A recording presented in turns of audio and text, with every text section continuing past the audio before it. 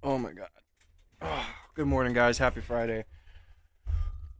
I'm not gonna lie, I'm beat, dude.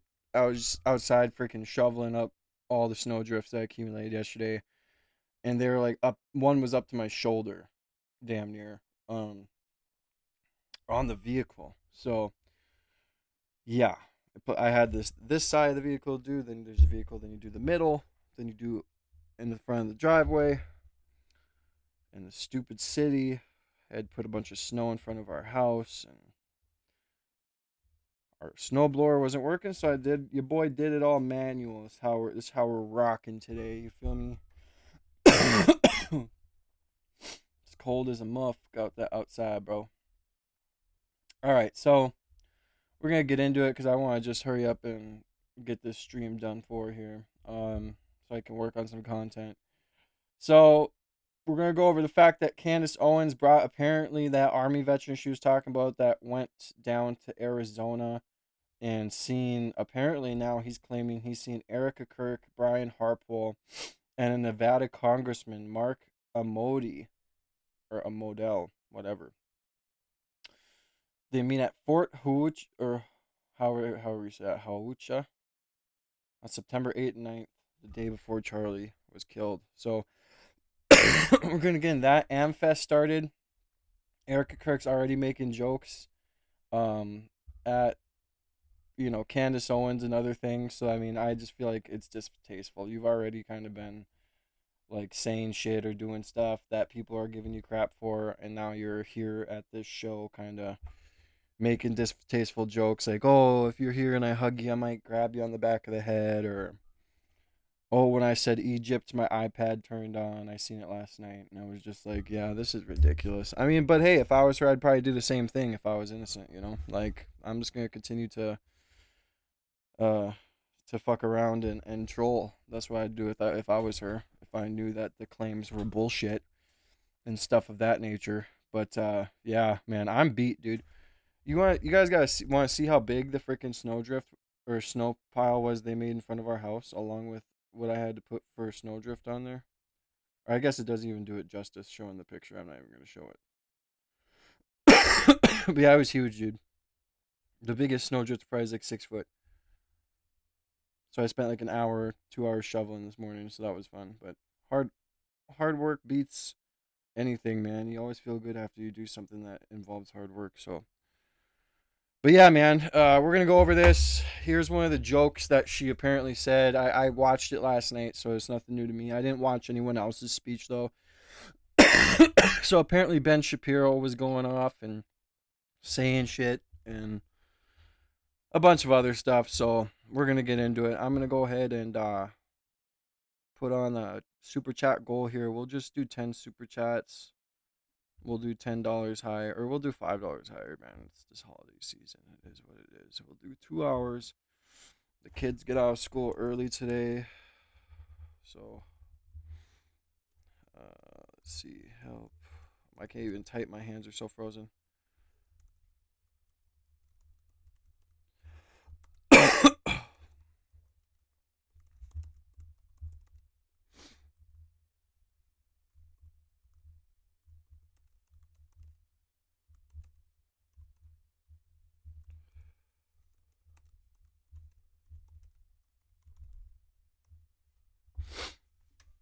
Oh man, yeah, I knew it was gonna be a lot of snow, but a kilogram of steel or a kilogram of feathers, they both weigh the same thing. So there's none's heavier than the other. Can't trick me. But yeah, so here we go. We're gonna get into it. Here's a little bit of what Erica said. We'll probably go over like a little bit of the actual AMFEST speeches as well, like just to go over them. But we'll see. To me, it's not that interesting. Give me 1 second. I hear my tortoise freaking around. Oh.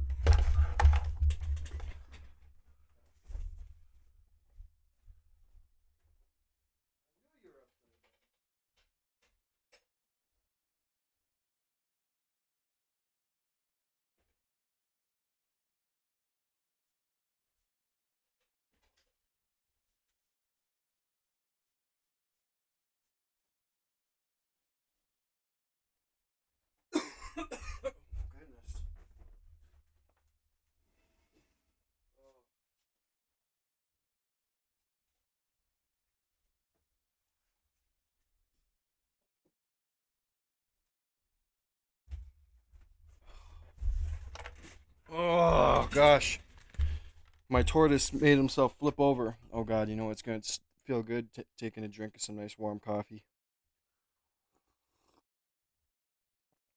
Gosh. I don't mind shoveling. I have a bad back, so it wouldn't be as like taxing at the end.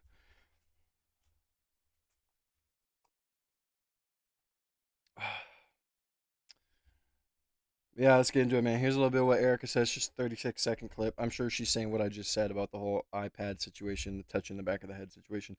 She didn't have that long of a speech. It wasn't that juicy either. She kind of just gave subtle shots. To me, they were subtle. She could have been way harsher. All 50 states represented. We have 25 countries represented plus Puerto Rico, but I have the list here. Don't worry, guys. Egypt is not on the list. Don't worry about that. But one way to make people kind of feel like you're innocent too is make jokes about it. You make jokes about it, hee hee ha ha. Don't take it so seriously. People kind of accept that it might not be as serious as it could be, So I do commend her for that. I'm not just completely against Erica. oh, Is she fucked up though? Has she been doing shit that's messed up? Yes, she has been. Sorry guys for coughing so much. I say Egypt and my iPad turns on. That's fun. Where were we? Okay. So anyways, all 50. Oh, so that was the only one that played. Yeah. Apparently Ben Shapiro was saying some stuff too. If you have that person on your show and you proceed to glaze him, you ought to own it.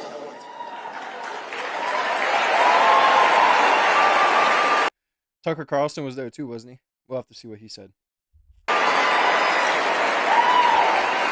Because I'm sure he's talking about Tucker Carlson right here.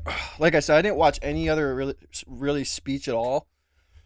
Unless it was just Erica's opening speech. That's it. And I agree, I like what she said towards the end though. She said, you're not going to agree with everybody here. This is we're here to sharpen each other. We're not going to agree with everybody here, but welcome to America. And I definitely, I appreciate that. So there is a reason that Charlie Kirk despised Nick Fuentes, and indeed even chided Dinesh D'Souza for debating him. He knew that Nick Fuentes is an evil troll, and that building him up is an act of moral imbecility. And that is precisely what Tucker Carlson did. He built Nick Fuentes up.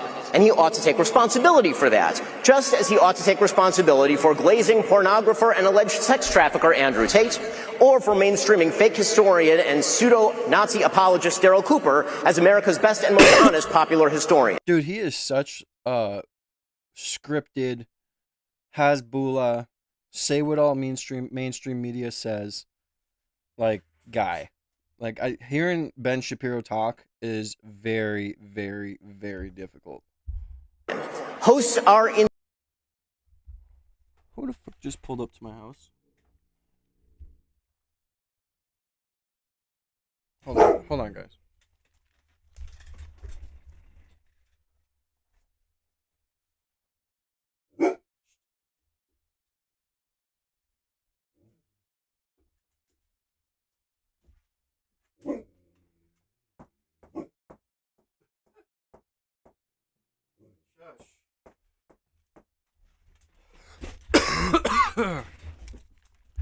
It was a Fed vehicle. I was going to say, oh my God, am I being raided? No, I'm kidding. It's a girl who can barely see out of her windshield, so I'll allow it.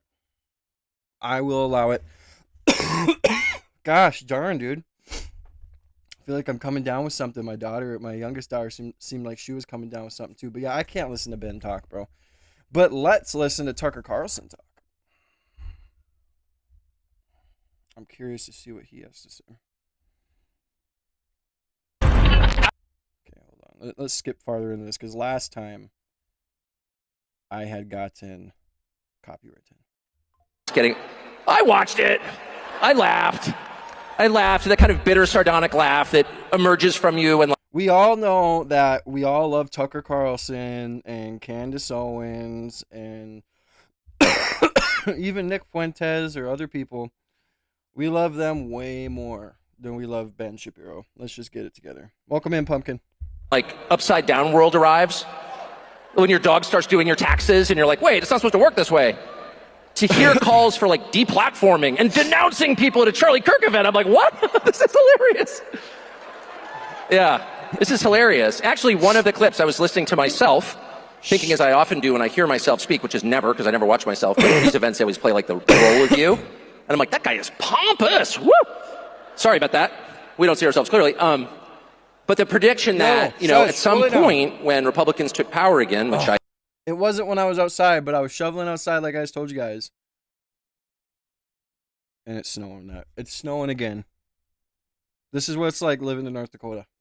Yeah, let's listen to a little bit of this, and then we'll listen to a little bit of this. Then when I get into the Candace stream, then we'll listen to some other stuff. I did everything I could, to help, and I really felt that was important. I still think, I was right. But I really thought that the impulse to deplatform people, or even to use the word platform as a verb, which it's not, it's a noun, don't steal my nouns, deplatform and denounce. Why haven't you denounced somebody else? The whole like Red Guard cultural revolution thing that we so hated and feared on the left that we did everything we could to usher in a new time where you could have an actual debate. I mean, this kind of was the whole point of Charlie Kirk's public life.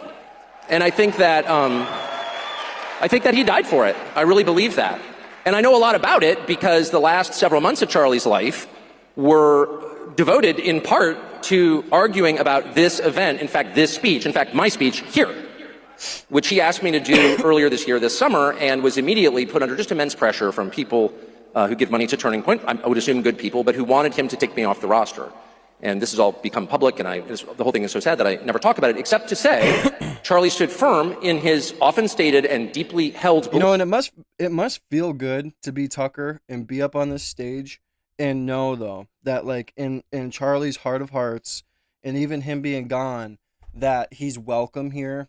He's welcome to be on the stage, and he knows that he doesn't have to hold anything back because Charlie wouldn't want him to. But we're going to listen to a little bit more of this, and I want to get into Candace's stream first, because I wanted to do Candace's stream first. Belief that people should be able to debate, and that if you have something valid to say, if you're telling the truth, you ought to be able to explain it calmly and in detail to people who don't agree with you, and that you shouldn't immediately resort to shut up racist. You shouldn't immediately go to motive. By the way, shut up racist is the #1 reason I voted for Donald Trump. And because I'm just sick of it. I mean, first of all, if I was a racist, if I was a bigot, I would just say so. Okay, it's America. You're allowed to be whatever kind of person you want. I'm not. I'm sincerely opposed, have always been, and will always be. But the style of debate where you prevent the other side from talking or being heard because you immediately go to motive, well, I wonder why you're asking that question. I wonder why. Why are you asking that question? I detect in the question a certain evil in your soul. And everyone listening should know that listening to you implicates them. And that they someday may be asked to denounce you. And that friendship is not a reason to defend someone. Love is no defense. I kind of thought we'd reached the end of that. And as far as I'm concerned, we have. And I'm not going to play by those rules. Yeah, I mean, I feel like when Ben Shapiro gets up on the stage, everybody's like, boo. But then when Tucker gets up on the stage, it's like a breath of fresh air. Because everything he's saying is right. I mean, that's just my opinion. And people are getting sick of being called a Nazi, a fascist, a this, or that. Like, bro, like, are you 3? You know? And it just feels like we're getting to be in such a situation in America where high school politics are coming to be more popular than ever. People want to act so immature, it's ridiculous, and I'm just not for it, and I'm so tired of it, to be honest. And I don't know how people are happy with themselves acting as such. Make sure you guys double tap that screen, man. Show some love and support. I'm gonna go grab some more coffee before we get into the meat and potatoes of the stream here.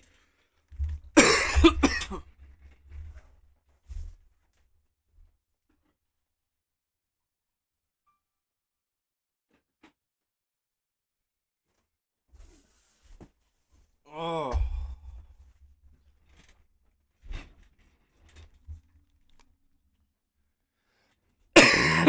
God, bro, I can't believe that it's freaking streaming. Or I can't believe that's snowing. I mean, again, right after I just got done freaking shoveling 6 foot snowdrift. But guys, make sure you double tap that screen. Let's get the likes to 100 right away within the first hour. Show some love and support. But yeah, we'll get into the rest of the Tucker thing after. I really want to hear Candace Owens bring on. What? How is YouTube not available when I just was on it? Doesn't make sense. But yeah, I want to hear Candace Owens bring the guy on that apparently went to Arizona and seen Brian. He's claiming that he's claiming he's seen Erica Kirk, Brian Harpool, and a Nevada governor or Utah governor. What was it again? Let me look, just so I don't misrepresent. Yeah, so it says Army veteran Mitch discloses that he saw Erica Kirk, Brian Harpool, and a Nevada congressman. Oh, so it was Nevada. Mark Amodi meet at Fort Haucha or Hachuka. I don't know how to fucking say that word. September 8th and 9th, the day before Charlie Kirk was assassinated. So it's gonna be interesting. I just want to get in this. You watched Candace's live yesterday. She were major bombshells. Awesome. Well, then I'm happy to get on this stream because I skipped her last stream because it just didn't seem like it had any sort of meat and potatoes in it whatsoever. So, sorry guys. Man, I feel like I'm coming down with something. But we're gonna get into it. And then we'll get into some of the AMFEST stuff. Then the Brown shooting stuff. You know, major news breaking in the Brown shooting situation. Apparently, the second person of interest was a homeless person who was trying to chase down the alleged shooter because he was acting suspicious and walking in casing places, and then tried to go to his vehicle. The guy noticed he was being followed and then left it. Apparently, the homeless guy said, "Why are you continuing to walk around when your vehicle's right there?" And you went to it, and the guy said, "Stop harassing me." So that's where we're at for now. That's the last thing I heard this morning. We're gonna go ahead and he apparently is gonna get the $50,000 reward too. But we're gonna get into more stuff. More bombshells that are being dropped in the Brown situation. Make sure you guys hit that subscribe button. We're on the road to 10,000 subscribers. Double tap that screen, show some love and support. If you guys want to get your comments read, send through your super chats so you can get your name on your super chat. Oh my god, send through your super chats if you want to get your comments read so you can get your name written on the super chat wall as well. While I'm watching this and trying to focus, it's hard for me to look down at the chat, especially the faster it gets to move. So, God bless you guys. I hope everybody's having a good day and staying warm. And I hope everybody's being safe and having a great Friday. It's Friday now, and it's actually Christmas break, so it's gonna be awesome. It's gonna be awesome to spend some time with my kids and be able to stream and do some stuff. And yeah, God bless you guys. Let's get into it a little bit. Happy Thursday. I have to tell you that I was laughing so much yesterday because I received a flood of emails from law enforcement officers, military guys that were just like, no way, absolutely not. That's where I draw the line. The bomb dogs missed the gun. Apparently, for people who work with bomb dogs, this is more of an offense to their intelligence than the Man of Steel neck. Like, it was just a bridge too far. This is where they are drawing a line in terms of Fed slop. Anyway, we have another unbelievable episode for you guys here today. I thought long and hard about whether to bring on the eyewitness from Fort Huachuca. And Huachuca, there it is. I think when we speak to him today and he gives you his testimony, you will, of course, understand why. I am always honored to have any person that serves in our military, especially honored to have him, given all that he has lived through. Yeah, I just started coughing after I was outside shoveling, and now it's snowing again. It's literally snowing pretty good right now again. But I'm glad I literally shoveled my snowblower wasn't working, so I had to shovel freaking snowdrifts that were way up past my hip, and I'm 6'2" tall, bro. So they were huge snowdrifts, but I got it all shoveled. Everything's clear, so should be much easier after it's done snowing today. But at least we don't have to have a freaking whatever to get through it. But yeah, my youngest daughter, her asthma's acting up, and when her asthma starts to act up, because she'll go like months, weeks with no signs of asthma at all. Then once a sickness hits the house, that's when I know, oh no, we're getting sick. So I'll be all right. Despite the firestorm that I know that both he and I are about to endure. Welcome back to Candace. I, at the top of the show, first want to tell you about this interesting question that I received yesterday from one of our viewers over on X that I wanted to address. He asked me specifically if I saw black plastic fragmentation over the floor of Charlie's SUV. I was immediately struck by this question because I am not kidding when I tell you that the very first thing that I noticed when I went through those photos of Charlie's SUV, I said to my team that it looked like there were shards of glass, like tempered glass. That Did she get photos from Erica, or are these some sort of like photos that were released? I'm assuming they weren't released because they're privy to the case, but I would like to see such photos. Make sure you guys double tap that screen, man. Get those likes up. I appreciate everybody showing love and support. Hit the subscribe button with the notification bell so you can be in every single stream. We're on the road to 10K, man. So make sure you guys go ahead and support your boy. If you want to get your comment read, send through a super chat. I do have a 10 super chat goal up of $5 and above. So 10 super chats, $5 and above. Help me reach my goal today. Happy holidays. Hope you guys are having a fantastic day. And I'll shut up now. Might see if you drop or break an iPhone. It was very distinct to me in the picture from the blood that is all over the seats and all over the floor. Shit, she is showing it. I did not know he's showing us.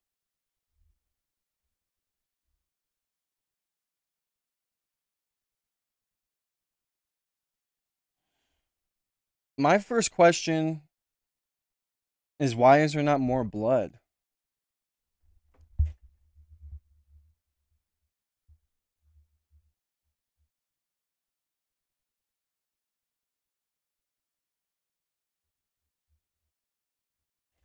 Huh. Because, dude, that was pouring out of him, and that they got him right away to the vehicle. So you think there'd still be a decent amount of blood pouring out of him? I was like, oh, maybe like someone broke a window or something, and then I sort of put it out of my mind. And particularly, I noticed a lot of it spread across that back seat rear floor. So I'm going to show you that, just a couple of photos of that close up so that you can see it, what that. That looks like it could potentially be one of those road mics. You know how the front of them are like shiny? The road mics, those are very shiny. It looks like it could be. That looks like it could be a part of a mic. Looks like, because yeah, it was just kind of a compelling thing that he noticed something that I noticed, and you can see it was unusual. It's so compelling that he noticed something you noticed. Candace, stop it. Just get to the meat and potatoes, bro. I think in this person's mind, the line that they were going down, I guess the line of questioning that they were going down in their own mind is this evidence that something broke on Charlie? Could something have been rigged? And I want to say that we can't necessarily extrapolate that from what we're looking at. It could be 1,000 other things. Somebody could have actually broken a phone in there. Somebody could have had something in there. It could be broken hard candy. I mean, there's a lot going on. That is not broken hard candy, bro. To me, that, you know, if you guys look up a Rode mic, those ones that they have, some of those mics that they put in their shirt, or that, you know, you put on your shirt, have like a glass front to it. That does look like a lot of the substance though, so I'm not sure, but if it was blown into such tiny bits, it could be. But I doubt that that's a phone. I mean, I don't know what that is, but that's pretty damning that she's able to show a picture on here. And yeah, but I did want to address that. I want to see the whole damn fucking SUV. Because it was interesting that he noted it and asked if we saw little black bits, and I do. That is visually what I see. I am hesitant, by the way, to put up the rest of the photos, kind of still going through that. I want to be slow on that because obviously I don't want the federal officers, the good guys that are in there who have assisted in this, to be rumbled, right? I don't want people, cash to go on a hunt and figure out who gave us what, and people to start getting fired. We need to have the white knights in government. So I just need some time to think about that. And yeah. Anyways, what we can do, however, and what we're starting to formulate now are just addressing these data points, right? These mysterious circumstances, these things that don't necessarily make sense. Did you guys see that Bongino dropped out of the FBI? That was interesting. Welcome in, Natalie. God bless you. Happy holidays. And it looks like, so someone within the FBI gave her those photos. So what do we actually know about that day? And what's really interesting for me is when I review these data points, I can't fathom how there are people out there right now trying to convince you that there is overwhelming evidence that Tyler Robinson committed this crime. There's no evidence outside of these shady messages that are not even time-stamped. We don't have a confession from him. We have nothing. Okay, so these are just some data points for you to remember as we go through this. Yeah, because to me, guys, like, unless they have some shit that they're not showing us that's like really damning. That's like super. Oh yeah, it's starting to blizzard out again. Good thing I just shoveled. Ooh, it's really bad out there now again. No, it was bad yesterday. Yesterday was bad, man. I heard that wind all night. It was like 80. It was like, yeah, it was like 80 miles an hour. But anyways, there's a good chance he could beat that case. Brother, you gotta change your screen name. It looks like Seaman now. No, Jack Boy, it's just you can't read. You're at like a first grade reading level. I think maybe you should change your education level. Okay? Ha ha ha, funny, funny, funny. Everyone comes in here and says that. It's like, oh, you just make your guys' selves look like not the smartest. The surgeon never confirmed or even suggested that Charlie was shot with a 30-06 or that Charlie had a steel neck that stopped that bullet. Rather, he suggested throughout the course of a conversation that maybe a frangible bullet was used. The lone confirmed eyewitness that we have that is confirmed to the alleged shooter on Losey Center rooftop before the sound goes off, the sound of a shot rings out, has not been contacted by the lawyers or the investigators on either side of this trial, the pending trial. We are now in the phase where investigators are supposed to go out and be collecting more evidence pending the May probable cause hearing. He still has not been contacted. And why is that crucial? Because this individual is an instructor at a gun range. He claims the weapon that he saw looked more By the way, Jake Paul, Anthony Joshua fight tonight. Who you guys got? like a 223. Double tap that screen, guys. Show us love and support, man. We're only at 9 likes. We need to get those likes up, guys. Show some love, man. Quote, something shorter than the one that they found. The person that he observed was wearing what seemed to him to be black tactical gear plus a face mask, and he describes that person as looking like a professional.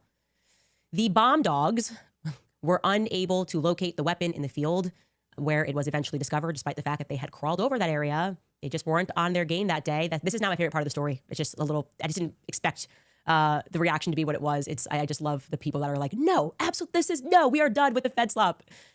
Instead, what happened was federal agents directed local officers to the weapon. Lucky feds, lucky feds. The canines were not provided with the scent of the weapon once it was discovered, so they did not then take that weapon and then have the dogs trace it back to the top of Lossie. That did not happen. Terrell Farnsworth, still major question marks. He raced to remove the camera that was directly behind Charlie's head. I want to tell you, by the way, I'm reading myself into this, so not a data point, but in my mind, when I imagine why he might have done that, I think it's because they were going to go with this story that a 30-06 hit Charlie Kirk, and what debunked that obviously would be seeing that it didn't go through. There was no evidence of what should have been a tremendous amount of damage done to his neck. I also want to say here, because I've heard that various people like Terrell are getting death threats. Obviously, if you're watching the show, we are investigating what happened with Charlie Kirk. I have been clear that I do believe that there are some people that are engaged in a cover-up. I am never giving anybody the permission to, go be a bandit and go outside and take the law into your own hands. That's not what we should ever be doing and engaging in. Next data point that we have, federal agents prevented the surgeon from returning to his operating room. I told you that was something that startled him, and he placed a call, presumably to D.C., to make them move because he wanted, obviously, the team to get back in there to make sure that Charlie could get cleaned up before Erica came in. Federal agents removed the hospital surveillance footage. They were on a manhunt. And for some reason, that seemed like something that they should do. That strikes me as tremendously odd. We have that the vehicle in which Charlie was transported to Timpanogos Hospital was not impounded by law enforcement. It's very odd. And there were multiple sets of prints on the weapon that was found, something that I did not share with you, but I did know this for some time. And I can confirm this to you because that's one of their things. They got the prints of Tyler Robinson on this gun. There were multiple sets of prints that were on the gun that was recovered thanks to the instincts of the feds and not the noses of the dogs. And finally, and I think this is a big thing, the footage of Tyler Robinson turning himself in is apparently missing. And I have told you guys, and again, I'm reading myself into this, that in my investigation, I found that their entire story about how the parents turned him in and did the right thing is crap. It is BS. That's not what happened. They were told either, these doors are going to get broken down or you're going to come in peacefully. And Tyler chose the latter. I also was told by police officers that were there when he came into the police that they were told not to look at him. They were told to avoid cameras. Very strange things that happened when he did eventually come in. And we won't know how strange because apparently the footage is missing, according to local Utah news, that they didn't say FOIA. There's another term. It was a gamma requested for that footage. And we're basically told, well, now there's been an expiration on that footage and we don't have it. So maybe they just mean they already handed it over to investigators. I don't know. But we will wait and see. That's a lot that is going on. I want to pivot now because our instincts, which they keep mocking us over, I think are on the money. We're going to talk now about Christianity. Christianity. I'm putting that in quotation marks because it's been on this podcast a recurring theme, right? I keep sensing, that these pastors are dangerous, right? I've covered extensively how even just amongst the Calvary Chapel in particular, there's just way too much of a habit of establishing former pedophiles and drug traffickers as lead pastors of churches. Okay, I'm not saying that people can't find God. I'm just saying that my preference would be that they maybe not be provided with access to children, right? If you committed a crime against a child. This is a preference that I guess is not, or perhaps is in conflict with the beliefs and the preferences of Rob McCoy, who makes my skin crawl. We showed you that interview that he did with somebody who apparently went on a rampage. He actually went to prison for it, and he was just sort of laundering his reputation and then gave him access again to children. I feel like that is very wrong. I have He did what? He went on a rampage, she said? That interview that he did with somebody who apparently went on a rampage. He actually went to prison for it, and he was just sort of laundering his reputation and then gave him access again to children. I feel like that is very wrong. I have also on the show been speaking a lot about these quote unquote Christian influencers. Something's not right. A lot of women who seem to know their Bibles for almost the implicit and explicit aim of socially engineering the population, right? Telling you, oh, it's right here in the Bible. Same with the pastors. God doesn't want you to follow Tucker Carlson on Instagram. Josh Hammer is amazing. Candace is possessed by a demon. You don't want to be possessed by a demon, so unfollow Tucker Carlson and unfollow Candace. And I promise there's no other motivations. Candace is just crazy, and you should listen to me. Similarly, there are so many conservative media companies who are run by former military intelligence, people that leave naval intelligence, people that lead the Mossad. Suddenly their aim is to speak about Judeo-Christian values. They find God after they leave the military. I'm not saying that that's impossible. I'm just saying that this is something that we have discussed a lot on this podcast. I have been suggesting to you all that faith has been infiltrated by the military, and people laughed. They laughed. Well, you guys didn't laugh, but like, oh, what do you mean by that? Well, you guys pull up a chair because it's about to get even more interesting. Fort Huachuca, as many of you in the military have informed me, is actually an intelligence base. Now, for those of you who are ignorant like me regarding the structure of the military, this is an important distinction to make in your mind, because when we think about military bases, at least me, maybe you can, you have the same mindset. I tend to think about where they're scrambling off the planes, off of an airbase, if there's an attack, right? Oh, quickly jump into your planes and get into the air, or maybe get into the sea. It just requires an immediate response. But that is not what Fort Huachuca in Arizona is, okay? It is a hub for intelligence training. Civilians can be turned into intelligence assets on this base. They can take courses to join the intelligence community, okay? Just giving you one example of an email that I got, quote, just FYI, Fort Huachuca is where soldiers go for their MIT courses. That is Army Military Intelligence. Once a soldier has finished basic training, they go here for their advanced training for their actual job in Army Military Intelligence, end quote. Okay, now, among the many emails that I received regarding what sort of intelligence courses take place, I was absolutely floored when a person who grew up and lives just outside of the base in Sierra Vista told me something. I'm going to recount the story to you, and I'm going to paraphrase a little bit of this so that I protect their identity. Basically, their story begins in May of 2013. They are two recently baptized Christians. Like I said, they grew up in this area, Sierra Vista, and they decided that they were going to pour their savings into starting a gym. Now, of course, because it's a gym that's located off base, they had a lot of clientele who happened to be associated with the base. And one such client was a woman that they met, a couple that they met that were on fire for the Lord, right? That couple made a sizable investment in their gym and became, quote unquote, founding members, okay? So the gym owners were drawn to this couple because they were so bold in their faith. They were like, I loved the bold proclamation of their faith, and we thought this is great. This is going to work. They accept money from them. So you can imagine that they were then completely surprised and shocked when this couple, over time, effectively staged something akin to a hostile takeover of their company, undermining them while pretending to be their friends, going behind their backs, propositioning other gym members. I'm going to be clear here. This is obviously allegedly. I'm going to say allegedly here. The couple almost lost everything in the process, and they had to start all over again. Now, what was once the fastest growing gym in Sierra Vista, suddenly they were forced to relocate and downsize their company entirely. So now it's 2015. They are in their new, smaller location of a gym. And I'm going to read this next portion of the email that I received verbatim. Again, allegedly, because he names an individual who I do not know. I've never heard of this individual, but I feel it is relevant because I'd like to learn more. The email continues, quote, "We were struggling, sometimes barely making rent, but still serving the community, including military students who came through for 4 to 6 month training courses. Okay, I want to stress that again. You've got all these students that are coming in and their training is lasting between 4 to 6 months. They're signing up for this gym. Back into the quotation. One morning, I noticed a female military member lingering after class. She was visibly distressed, so I kept the gym open longer than usual to give her space to talk. We ended up conversing for about 45 minutes, and what she shared with me has stuck with me ever since. She said she, quote, could not take it anymore. When I asked for details, she explained that her stress was coming from a class that she was taking on Fort Huachuca, taught by none other than Bruce Bevins. My ears perked up. Yeah, some people have no life, man. They want to come in here and they want to,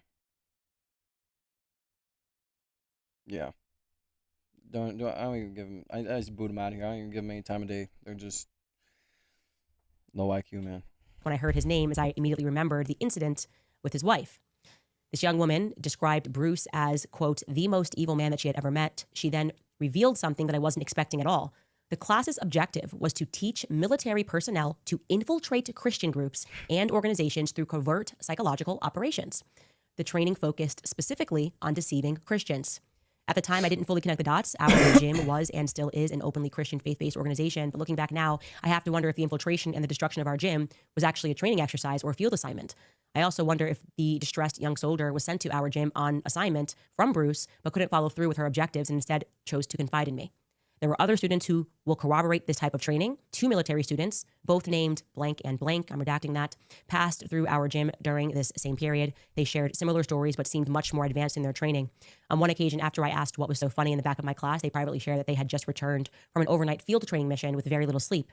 Their objective had been to deceive civilians in Tucson, about an hour north of us. They practiced at local bars and public venues on unsuspecting people, telling lies, remembering those lies, and maintaining their false personas without, quote unquote, breaking character. They laughed about their conquests while working out at our gym. Now, I got the impression that their deception sometimes extended to sexual encounters with their targets. At the time, I found this disturbing, but I did not know what to make of it. Now, 12 years later, and watching the situation unfold with Charlie Kirk and learning that some of his most trusted people may have been trained operatives who infiltrated Turning Point USA, these memories suddenly seem significant.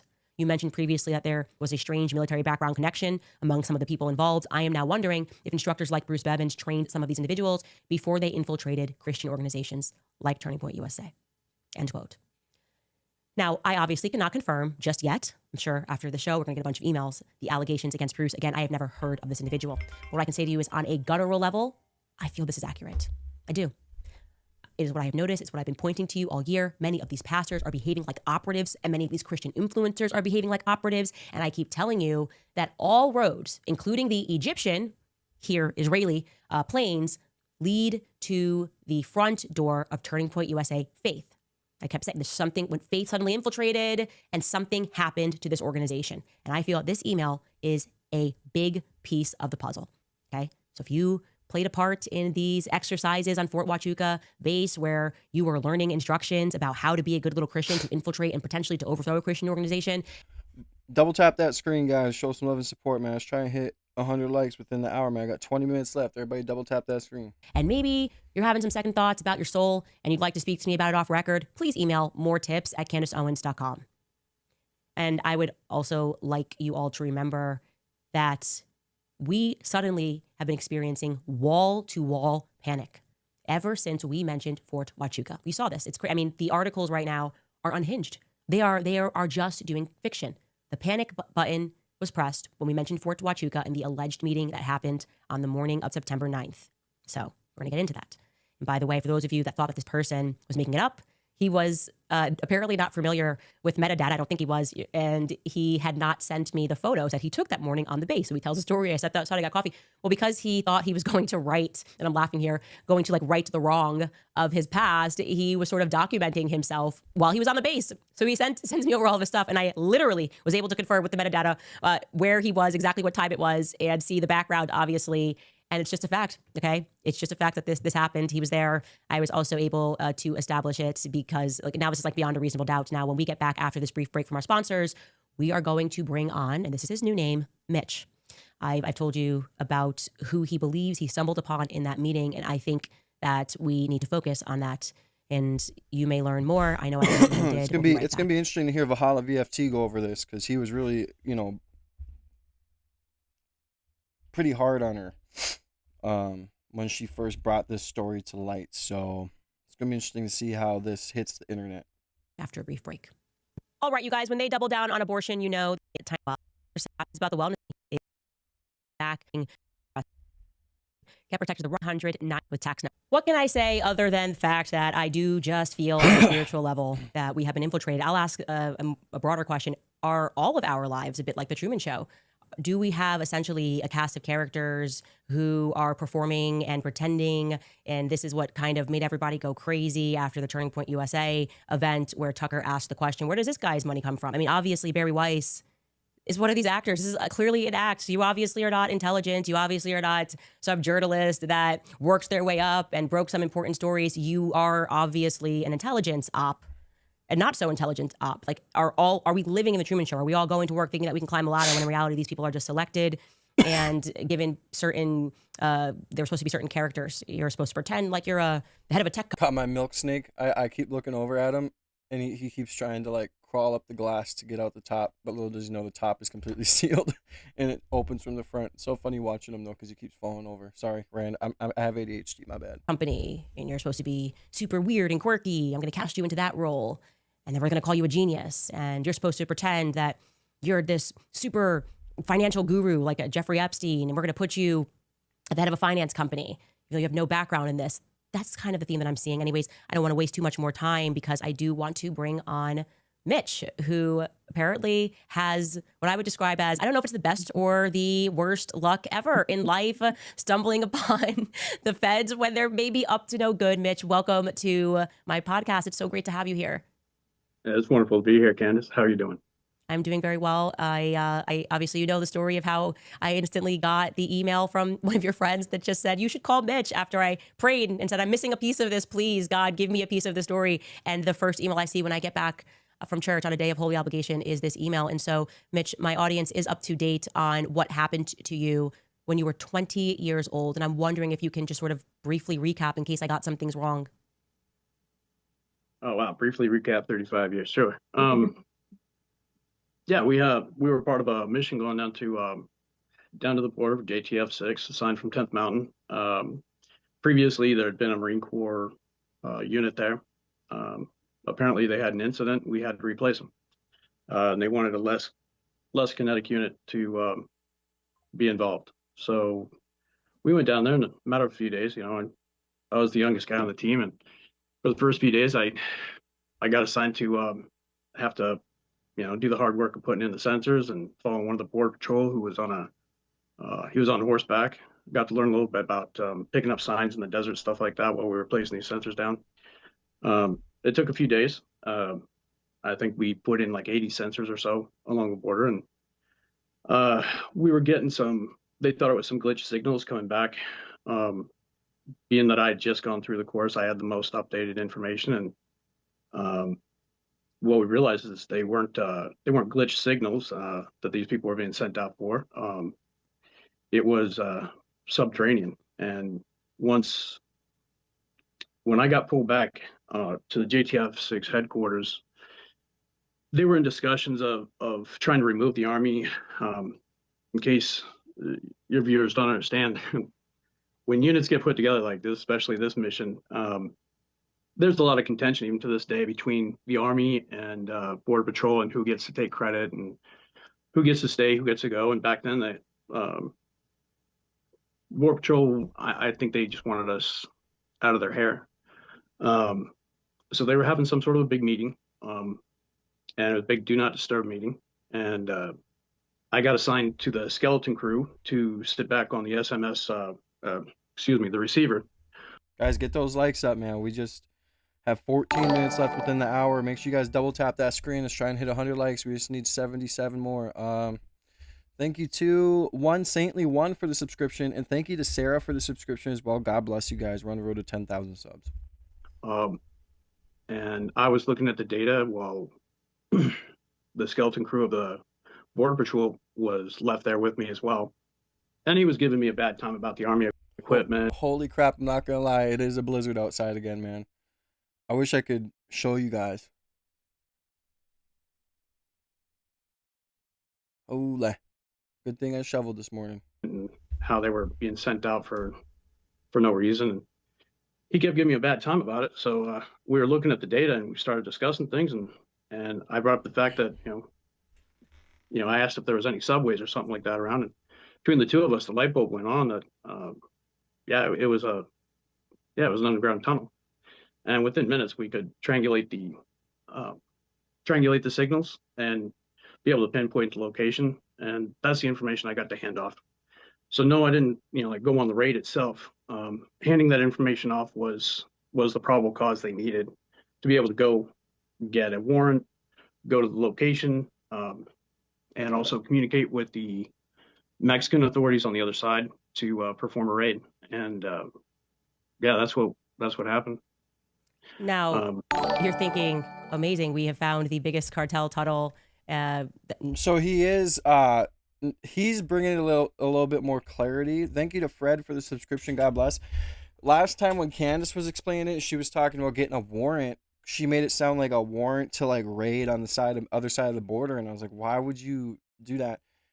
Unless I misunderstood. But now it's making more sense. A warrant for wherever the tunnel was, probably in a household within the border. There had never been one bigger previously discovered. I presume maybe there had been. I don't know. I'm going to become a hero. Maybe you're thinking this is going to be great, and the exact opposite thing is true, and it's because they eventually find pictures of was it an American lieutenant colonel? Who exactly? Sorry, I know you told me this. Was it a colonel? one of the commanders that was with the Border Patrol was actually posed with a photo that was found on the Mexican side after the tunnel apparently had been built, along with other Mexican military and U.S. military. Mm-hmm. So there had been some collaboration. Prior to us getting there had been a lot of suspicion that the federal government knew that 80%, I think it was 60 to 80% of the cocaine was coming through the Douglas, Arizona area. Thank you for the subscription, Adar. That's basically Region 6, or that's why they called it JTF 6. So they knew all the cocaine's coming through this one area. But the local authorities back then, came up with shrugs like, oh, we just don't see where it's coming from. So they suspected there was some compromise of officials down there.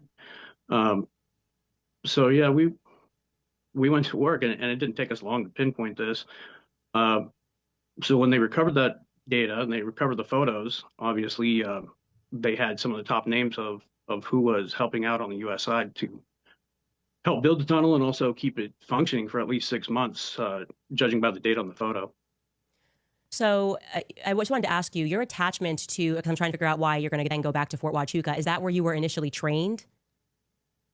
Yeah, I was. Yeah. Okay, so you were initially trained in Fort Huachuca. What then ends up happening is they put you're not allowed to talk. You just get gagged for, is it 25 years the gag order lasted? While they destroyed every layer of your life, fed your name to the cartels. You've been on the run. You've had to change your name.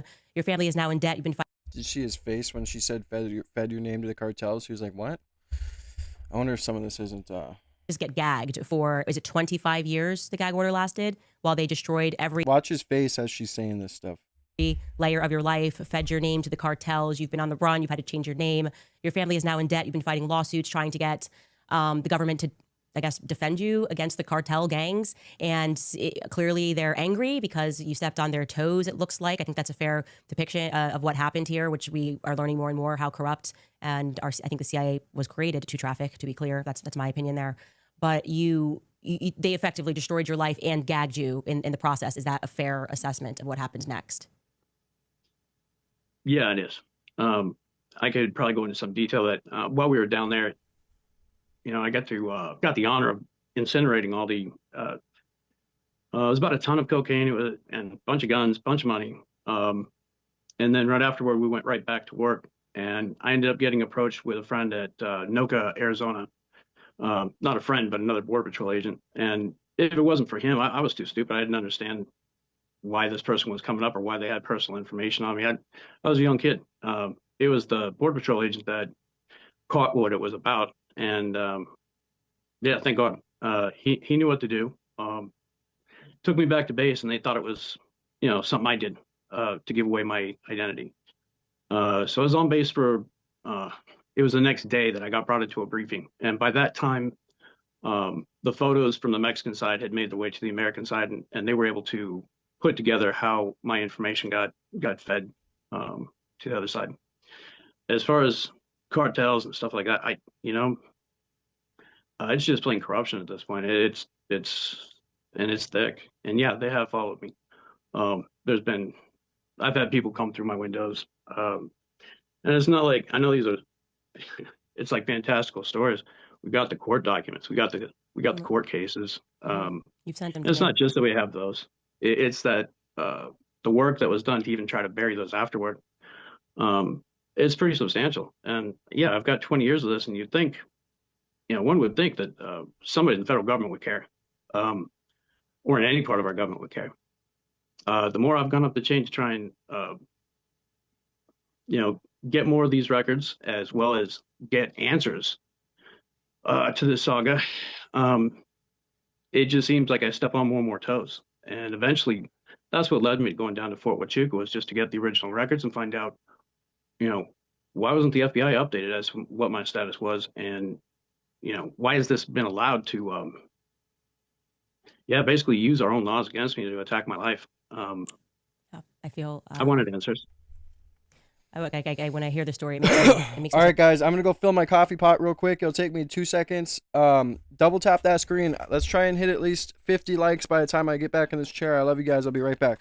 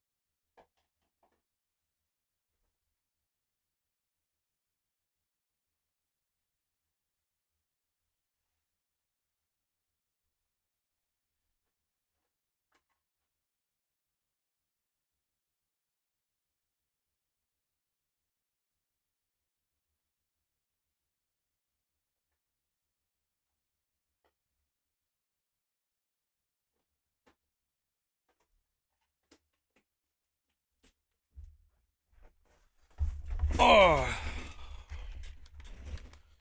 All right, thank you guys for waiting. See, I told you I'd be quick.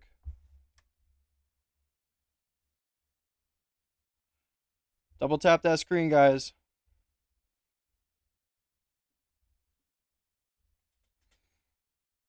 I can't believe how much it's snowing out again after I just shoveled. That's crazy. angry because it's just too many people that are serving our country, only to figure out that our country is serving some other, the interests of oligarchs, truly. And I think we're kind of all coming to that moment right now and recognizing that it hasn't been left or right. It has been them, a unique gang of oligarchs and criminals that are running every. Thank you to Skippy for the $5, brother. Merry Christmas to you as well, bro. After today is the holiday break for the kids, so that's nice as well. Up until next month, the 2nd, I think it is. I'm not sure. I'd have to look. But thank you so much, brother. I will. They already got a lot of nice stuff. I always make sure I make the day, Christmas Eve, super, like a lot of presents, and then I save really nice ones for like the next day. I can't remember what I bought him. I bought like this giant Play-Doh set and then a giant Bluey set too. I just bought a bunch of stuff. But anyways, for the next day when Santa comes, they have some cool presents, and I always get them new stockings and fill their stockings up pretty good. So trust me, my kids get so spoiled on Christmas, it's crazy. They'll have enough toys to play with for the next 5 years. I should probably tone it down at some point, but spoiling kids is what they're here for. All right, let me get your name written down, brother. Thank you so much, bro. God bless.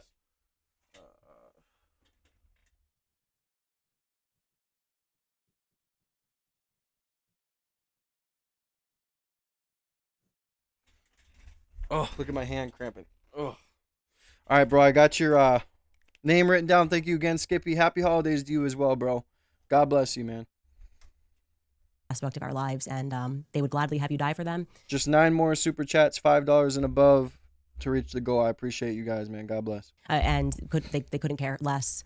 I want to pivot now. So you're they put you, there's this gag order or non-disclosure agreement, and it is 25 long years, and it happens to 35. Pardon me, 35 years. Welcome you're in, told, Samantha. Yeah, you can suffer. The cartels can chase you, change your name, but you keep your mouth shut about it. And finally, in May this year, it expires. Right, this gag order expires, and you say to yourself, I am going to go down to that base where I was trained. I'm going to go down to Fort Huachuca, book myself into a hotel. I'm not going gonna to lie. the I criminal. didn't think she was gonna get this guy on stream. I just didn't think it was gonna happen. I figured that there would be a excuse on, but yeah, I don't know. Division, the investigative division. I'm going to get that original paperwork and get some answers to why I feel that my life has been effectively ruined from me having done what I was ordered to do by the government. So you get to the base, and I want you to address this because there were so many people who were like, there's no way you could have gotten onto the base. Obviously, you sent me your military cards, and I think we can show a picture of that. You get onto the base, and I want you to walk us through what time, and I did show a timeline, but about, you don't have to be perfect here. We already showed a God, time. I was watching Baron Coleman's stream last night too, and I cannot remember what I was about to say, but they were talking about something interesting too. We'll probably go to that after this too. We're definitely gonna finish the Tucker Carlson AMFEST speech after this. I just wanted to see what this guy had to say on her stream. Line, but like you get to the base and just kind of what's your general mood. And this is on September 8th, the evening of September 8th at the Candlewood Inn and Suites, which you have given me all of the documentation for. Okay. Yeah, getting into Tucson, there was a little bit of a issue getting the rental car and stuff, so that took a little while, a little bit of a delay, but we made reservations ahead of time for me to be there.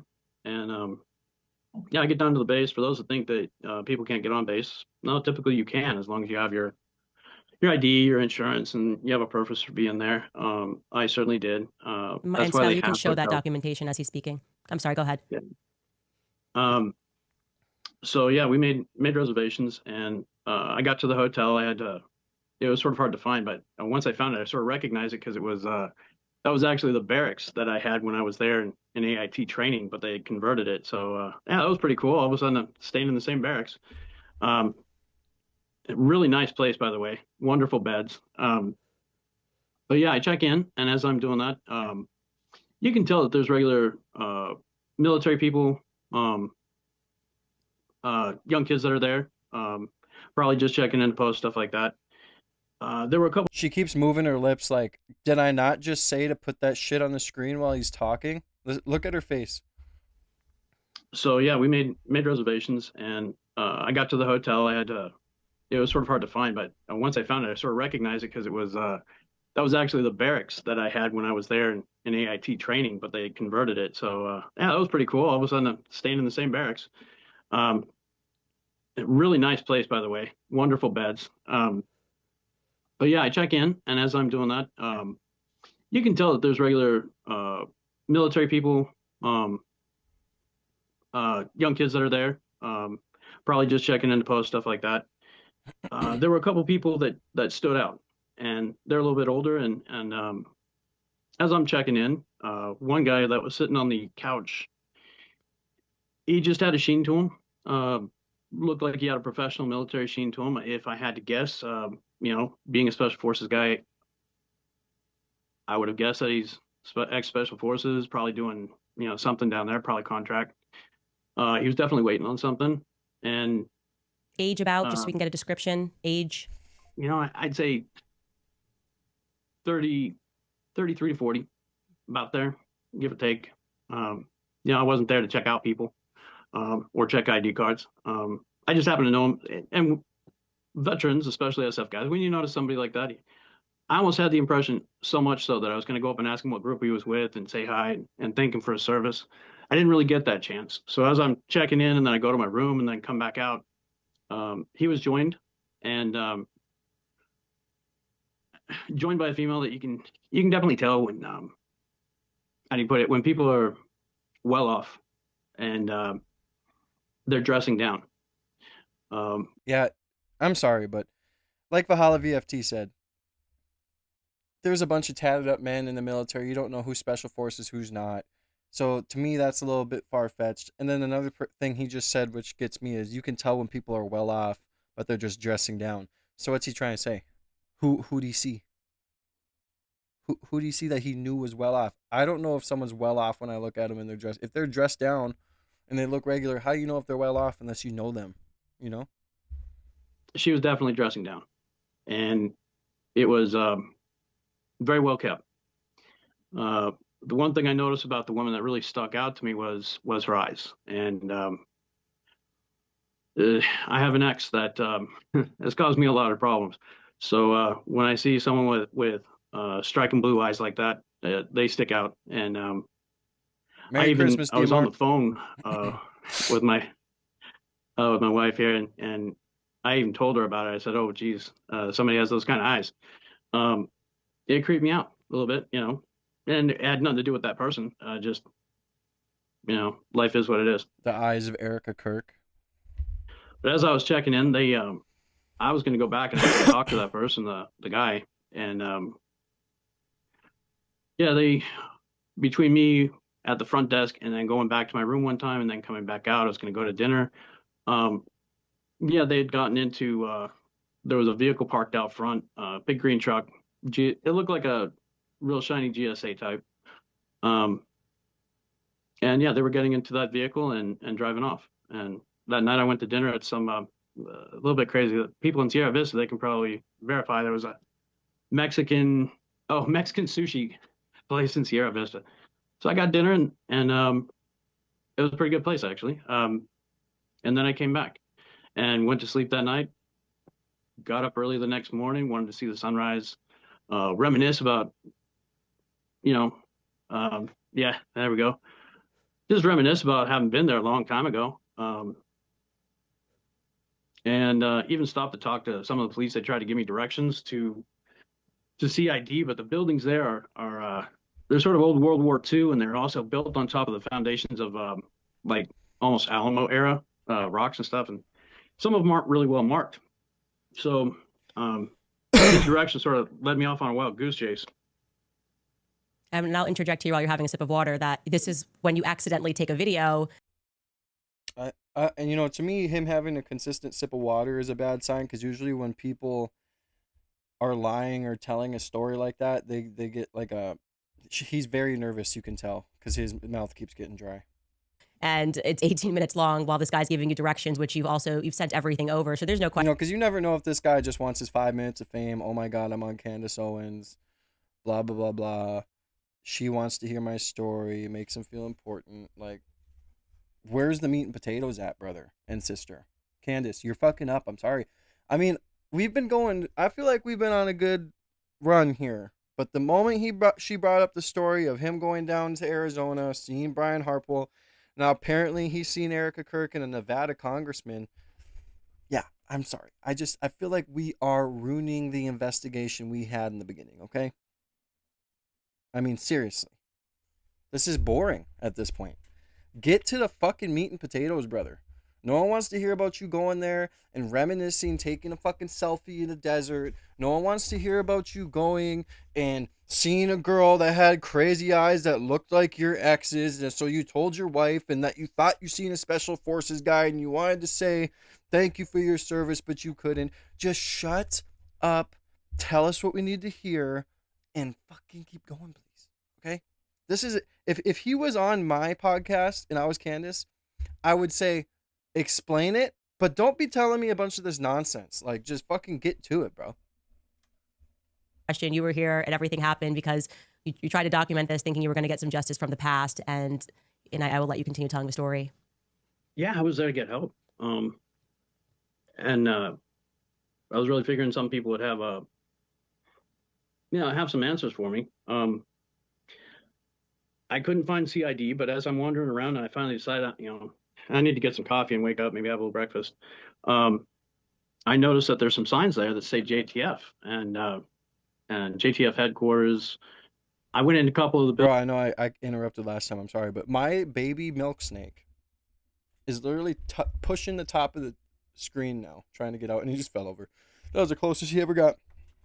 He's over there just trying to get the hell out. buildings. There was nobody there yet. Welcome in, Rachel. I continued on. I went and got coffee, ran into some 10th Mountain people there. They said they were there for JTF. We sort of talked. I bought them coffee, I think, for the service. They sort of I asked where there would be a headquarters that I could go to speak to someone. They tried to explain it to me. I forget. They gave me a building name, and I don't necessarily want to. We don't want to disclose that kind of stuff. But I went right back to the front gate, and as I came in, as they scanned me in with my ID card, yeah, I asked the gate guard there where would this building be, and how would I get there?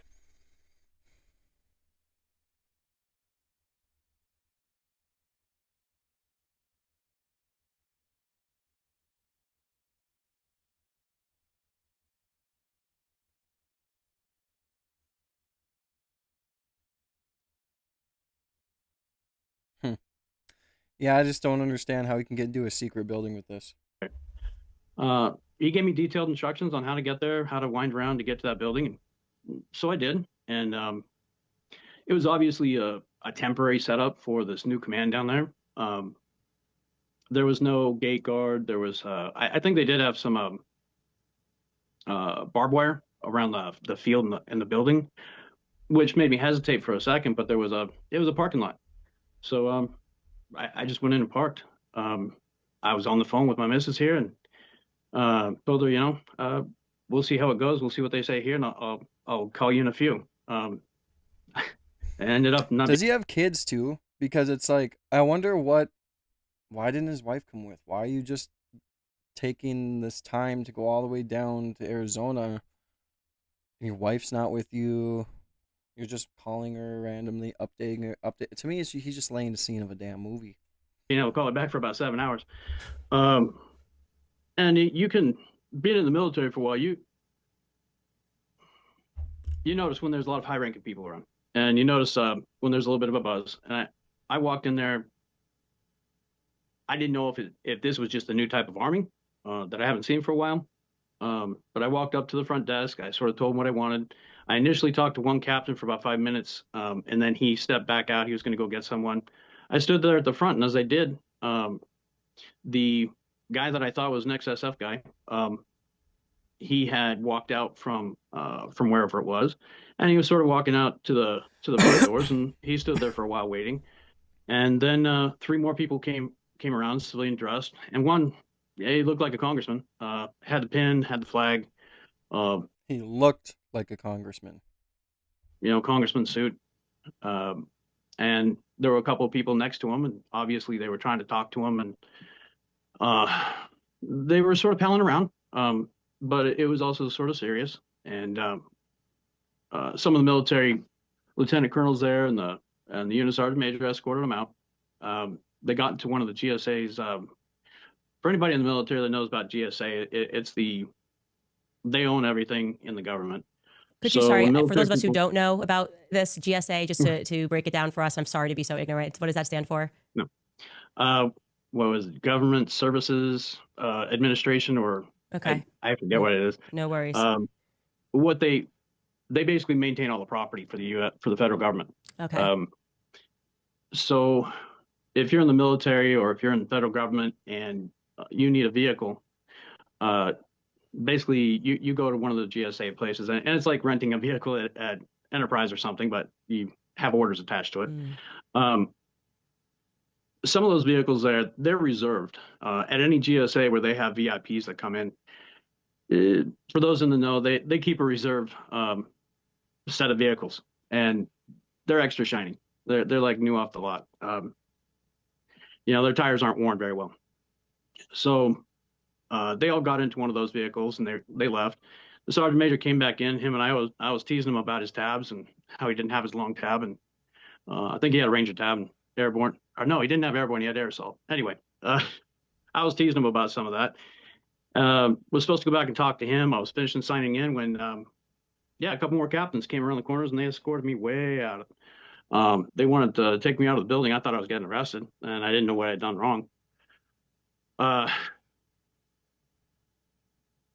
given my name, the missions I had been attached to. I had given the purpose why I was there. And I was very polite about it. I was trying to be discreet as possible. And I had no idea what I was walking into. Obviously, when congressmen are around, there's something special going on. But yeah, they asked. Okay, so you said it looks like a congressman. Okay, and just because someone has a fucking tuxedo on with a flag pin on his jacket does not mean he's a congressman. I want to know how you know this is a congressman, because now he went from saying it looks like a congressman to it was a congressman. How? I'm gonna go fill my coffee real quick. I'll be right back.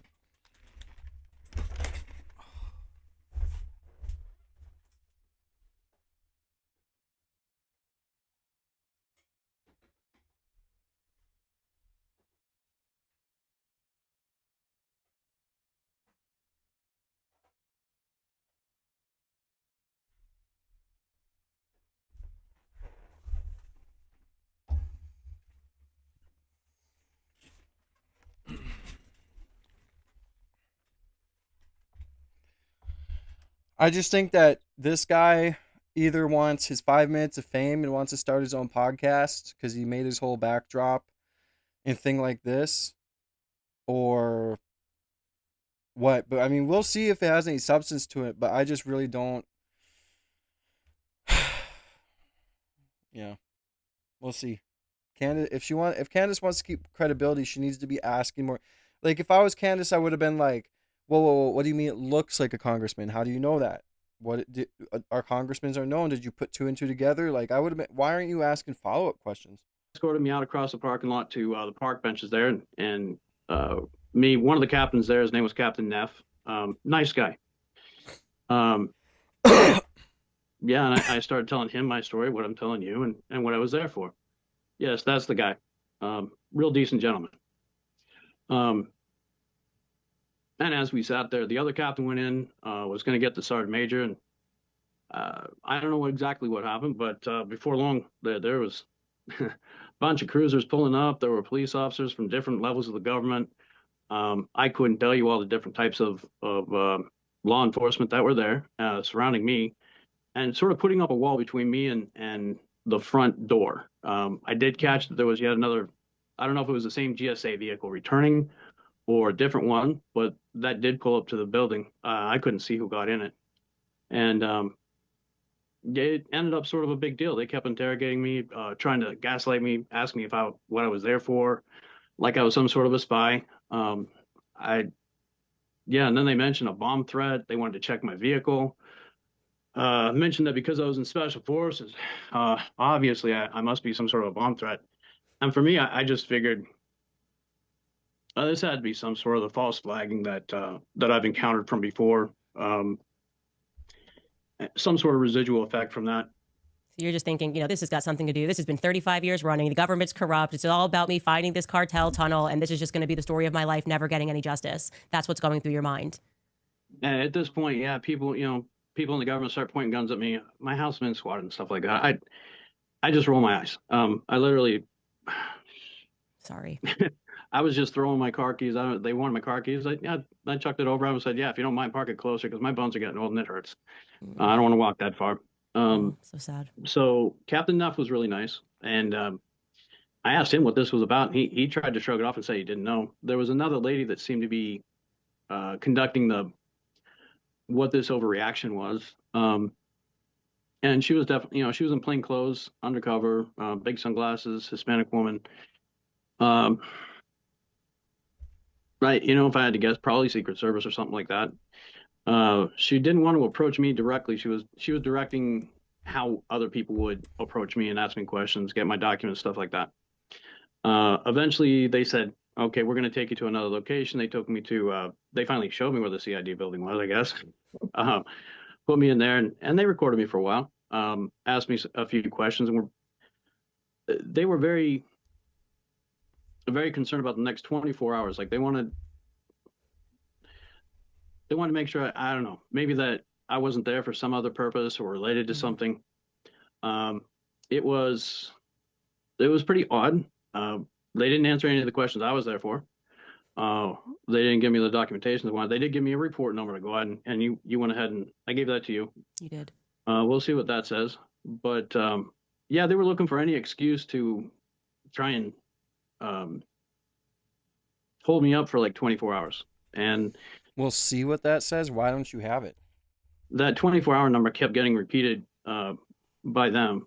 And then eventually they didn't have anything to hold me. I wasn't a harm Double tap that screen, guys. We just need 66 or 67 more likes to get to 100 likes. Or no, 57 more likes. Get to 100 likes. God bless you guys. to myself or others. I wasn't there to, spy on anybody. I really just wanted to get records and get out of that desert. As reminiscent as it was, the place creeps me out a little bit. So, yeah, once they said you have to stay off base for 24 hours, don't worry about it, I ain't coming back. Got to Tucson, stayed the night there in a hotel. Never got a refund on my Candlewood Suites. But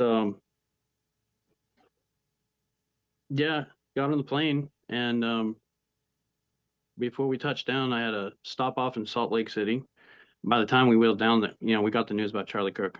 And of course, that's been just all over the news. Everybody's watching it, and I don't think anybody's believing what the federal government's saying about it for sure. But what I noticed, I don't know these people from Teep USA. Never been associated. I could recognize Charlie Kirk probably, but what I started seeing come across got more familiar once I saw a picture of somebody in a ponytail with those eyes. That was that person. They were there, and yeah, the head of security there, he was one of the people walking out with the congressman. Now, Again, how do you know the congressman? How do you know who he was? You said alleged. He looked like one. Now you're about to say that this girl that you seen with the eyes that the guy in the military was waiting for was Erica. Watch. how would I know that? I just have a gift for recognizing people, and yeah, maybe it's not him. Maybe he has doppelganger, but somebody with the same mannerisms, the same crick in his neck, face, the waxy look on his face, hand gestures, shoulder shrug, gait, approximate height, haircut, definitely walked past me.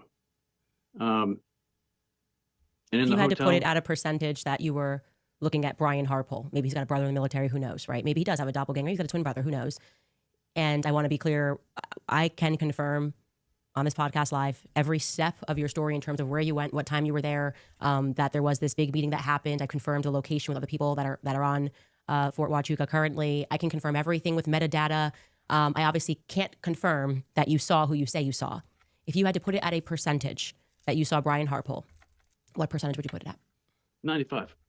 95%. Okay. 95 to 99. I mean, when I saw him, on the interview with his face and gestures, with that photo, it struck me in my gut. I blew it off until there was, some other pictures that came up with other people. What other people? Other pictures? If you want me to say, there's a picture of Erica Kirk with a ponytail, and from her past. That person matches who I saw at Fort Huachuca in the lobby the night before, and she was with that man in the lobby, and that man, he was present at that meeting the next morning. If you had to put it at a percentage that you saw that the girl in the ponytail matches the description of Erica Kirk, what percentage would you put that at? Those are really rare eyes.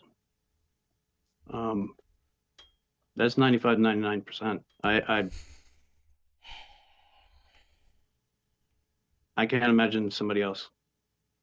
Okay, so what I'm going to say, because obviously that's very explosive, and it's one of the reasons why I wasn't sure if I wanted to have you on. I'm going to be honest with you, because I guess I'll tell you the conflict that I had and just be just as honest with you as you are being with me. The first thing was, I can't confirm it, right? I can confirm where you were, I can do all of that, but I can't confirm what you think you saw. I don't know you. I don't know. There are people like my husband who we can see someone once and he recognizes that person. Well, at least at least she's not saying this. I give a little bit more credence and respect to this now, to her, because she should be pushing back a little bit, because these allegations, she's got to watch out, because she thought she couldn't be sued before. Person 10 years later, exactly where we saw them, and they're people like me, and I kind of have facial blindness until I meet someone 3 times. The second thing was I didn't want people to wrongly extrapolate things and say, okay, well, maybe she was on the base. Maybe there's a chance she wasn't on the base, right? Then that she has doppelganger. People do have doppelgangers. I have doppelgangers, right? But let's say she was in the base. Let's say you're right. And you saw her. This is the night before. This is on the 8th. And maybe she was in the hotel, but maybe she was there for a different reason. Maybe she was there because she's always been open about the fact that her mother moved to Arizona because she got involved with the military. So that could be totally She and her father were involved with the military. unrelated to the meeting that took place on the 9th.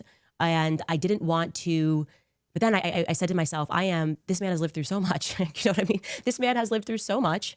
And I would be turning my back on this really a hero for discovering the cartels who's lived through so much and has been treated like the government. And then I struggled with my own soul going, I'm turning my back on him because I'm afraid of backlash for allowing him to tell the truth. And my soul was in conflict. And I decided that, you know what, this is not my platform, okay? I genuinely believe this is God's platform. I'm a conduit. I don't know why I have a platform. And I don't know why you have this luck in life. I really don't. I don't know why these things happen to you or why they happen to me. But I know that my prayer was very intentional that night that I received that email. You know, I would love if he's telling the truth, produce the gag, produce some sort of document proving that you were silenced or whatever. Like just producing those IDs and a selfie in the desert to me ain't that damning, right? So I'm going to allow the internet to hear your testimony, hear what you think. And I also want to show them a picture because we did look through some congressmen and I didn't tell you where they were congressmen from, but there is one that you thought looked familiar. And I am going to show that picture of him now. This is, and Skylar, someone's got to get in my ear because I'm blanking on his name. Mark Amodi. Is that right? Mark Amodi from Las Vegas. And you thought that this could potentially be the congressman that you saw on the 9th? Oh, yeah. Yeah. That's what the one that walked closest percentage? to me. That's the one that walked closest to you. That's 95. I'm absolutely, after I've looked at it, that was definitely the guy. Okay. Now we have then been able to look at flights and look at who could have been at that meeting. We were able to confirm based on a call sign that there was somebody heavy duty that was at Fort Huachuca on that morning who made sure to turn off their transponder. So the picture is coming together that you saw what you saw, and that call sign did change at a certain time, which lets us know that then it could have been moved to a congressman. There could be a chance that that person they were blocking you from seeing when they all lined up might have been someone that it could be Kash Patel. I mean, it could be Kash Patel. That's someone who could have a call sign. We've been running ideas. It could also not be him. And I want to be clear. I do think you saw, I think that is the reason they surrounded you, was to make sure you couldn't see who was walking out. I think your instincts are right on that. And I don't know what to say other than I know what you are going to go through now. And I want you to know that you have an ally with me. And I know how much you are already going through fighting them. And I intend to help you raise money to go through these lawsuits with the federal government. I know this is Here it is. Here it is. Let's hear a little bit more about these lawsuits. not easy. I know what your kid has been through. I know what your wife has been through. And no one should have to go through this because they told the truth. And potentially stumbled upon something corrupt, did definitively stumble upon something corrupt. And I think the public will be with you because they see what I'm going through right now, being sued by a transatlantic president overseas for just trying to tell the truth. And I just want you to know that, I know that this is hard for you and given everything you've been through, but I am here with you. I'm going to fundraise money for you, and I'm here for you and your family through whatever comes next. Oh boy, that's really wonderful. And I've told you, thank you. I'd like to see justice. I'd like to see our government being honest again, or some level. I don't know why I was there or why I got to see what I did or how I happened to walk in on something. I wasn't there to, obviously I didn't know what was going to happen in the next 24 hours. It seems coincidental that was the number they kept bringing up, and whatever they were doing, it was important, and they didn't want anybody looking at it. And okay, the military does that stuff. That's what they do. I thank you, for everything. But really, after hearing some of the other stuff, hearing about some of the threats against you, and I watch some of the other podcasters, Valhalla, really good guy, even if he gave me a bunch of crap about stuff. Fellow brother there from First Group. No, he had when he interviewed the French Foreign Legion, he got to learn a little bit about sometimes how in the intelligence world how things cross over. And other countries are a little bit dirtier and they borrow resources from us. Fort Huachuca is one of those places they would have to have done that. And when I had I had to pray myself and beyond. I tried to. I just wanted to give.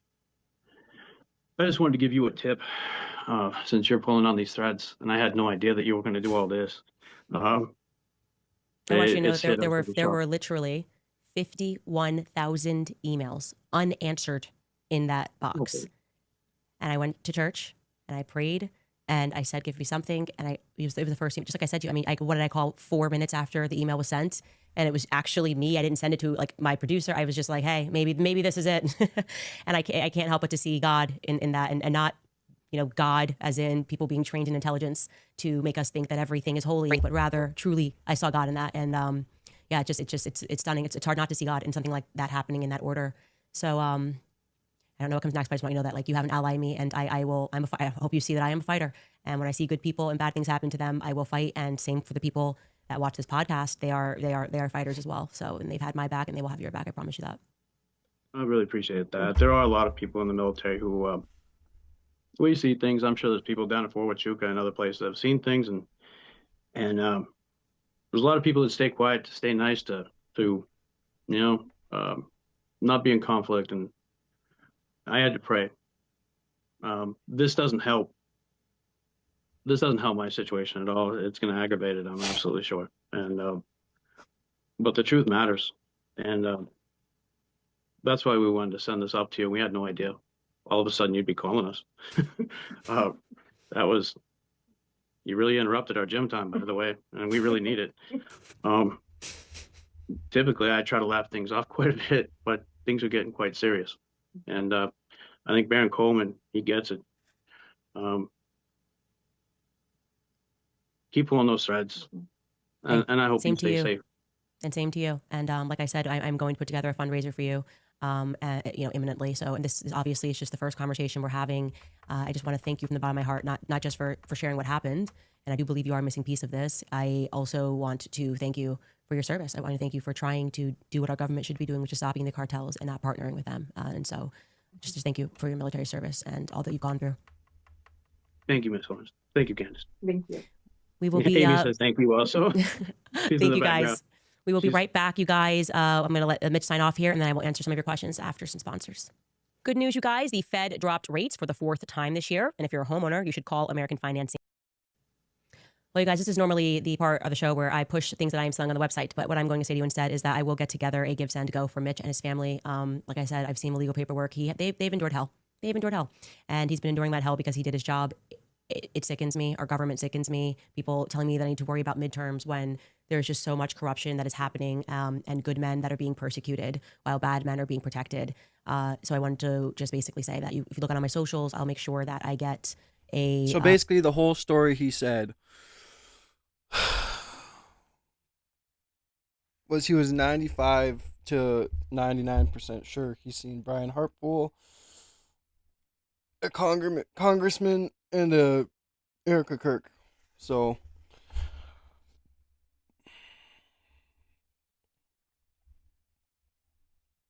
I don't freaking know, you guys. We'll just see how it keeps going, I guess, right? I mean, if she's seen documents where he is being, pursued by the government and, lawfare and all this other stuff, cool. I mean, I, feel bad for him, but we need to come out with some better, ways to go about this stuff. Make sure you guys double tap that screen, man. Show us love and support. But we'll finish a little bit of this, and I want to get into Tucker Carlson's speech, like I said, at AMFEST. Fundraiser out for Mitch and his family, and hopefully we can help them with some of the legal costs that they have endured. Curbster writes, "We stand behind you." And again, we do have, let's see how much time we have left here. We got 34 minutes left on our super chat goal, 10 super chats, $5 and above. Thank you, Skippy, for the $5. So we just need 9 more super chats, $5 and above to reach our goal. God bless you guys. Happy holidays. Mitch, and your family just as much as we stand behind. We stand behind you, Mitch, and your family just as much as we stand behind Candace. Thank you for your service and continued bravery and resolve despite our government not doing the same for you. May God continue to protect you and use you to reveal the truth. I'm sure that's going to make them cry. I know that they were in tears from all the messages of support that they got the first time around when I just shared their story. Madeline writes, thank you, Candace, for keeping me sane these last 100 or so days. I still cannot believe that Charlie is not among us, but thank you for trying to find who really did this to him and for helping us all get through it. Like I said, this feels like there's nothing more important than getting to the bottom of this because the implications are so far reaching. And for me, it is, I don't care about politics anymore. I just don't care. And I do believe that our government was involved in this. Our government is involved in the cover up, and the people that would have to okay that would be the very people that Charlie fought for. He fought for them to get into office, sleepless nights, fighting for those people to be in office. And so, like I said over and over again, I don't care about your midterms. I just don't care about your midterms. I want to know who killed Charlie Kirk, and I want to know why. I want to know why he had to die. Martin Box writes, thank you for being my compass throughout the last few months and helping me to gauge. Yeah, we're not going to keep listening to this. And it was crazy, too, last night when before Erica Kirk came out, they were playing Charlie Kirk's voice, and he said, quote unquote, that if something ever happened to him, that he would want Erica Kirk to take over. And it's like, yeah, I would really like to know if that's AI or not. I want to pull the clip. I'm not going to. We're going to listen to a little bit of Tucker Carlson's speech, get into some of the Brown University situation, and then I got to get my kids from school. They're getting off early today, so.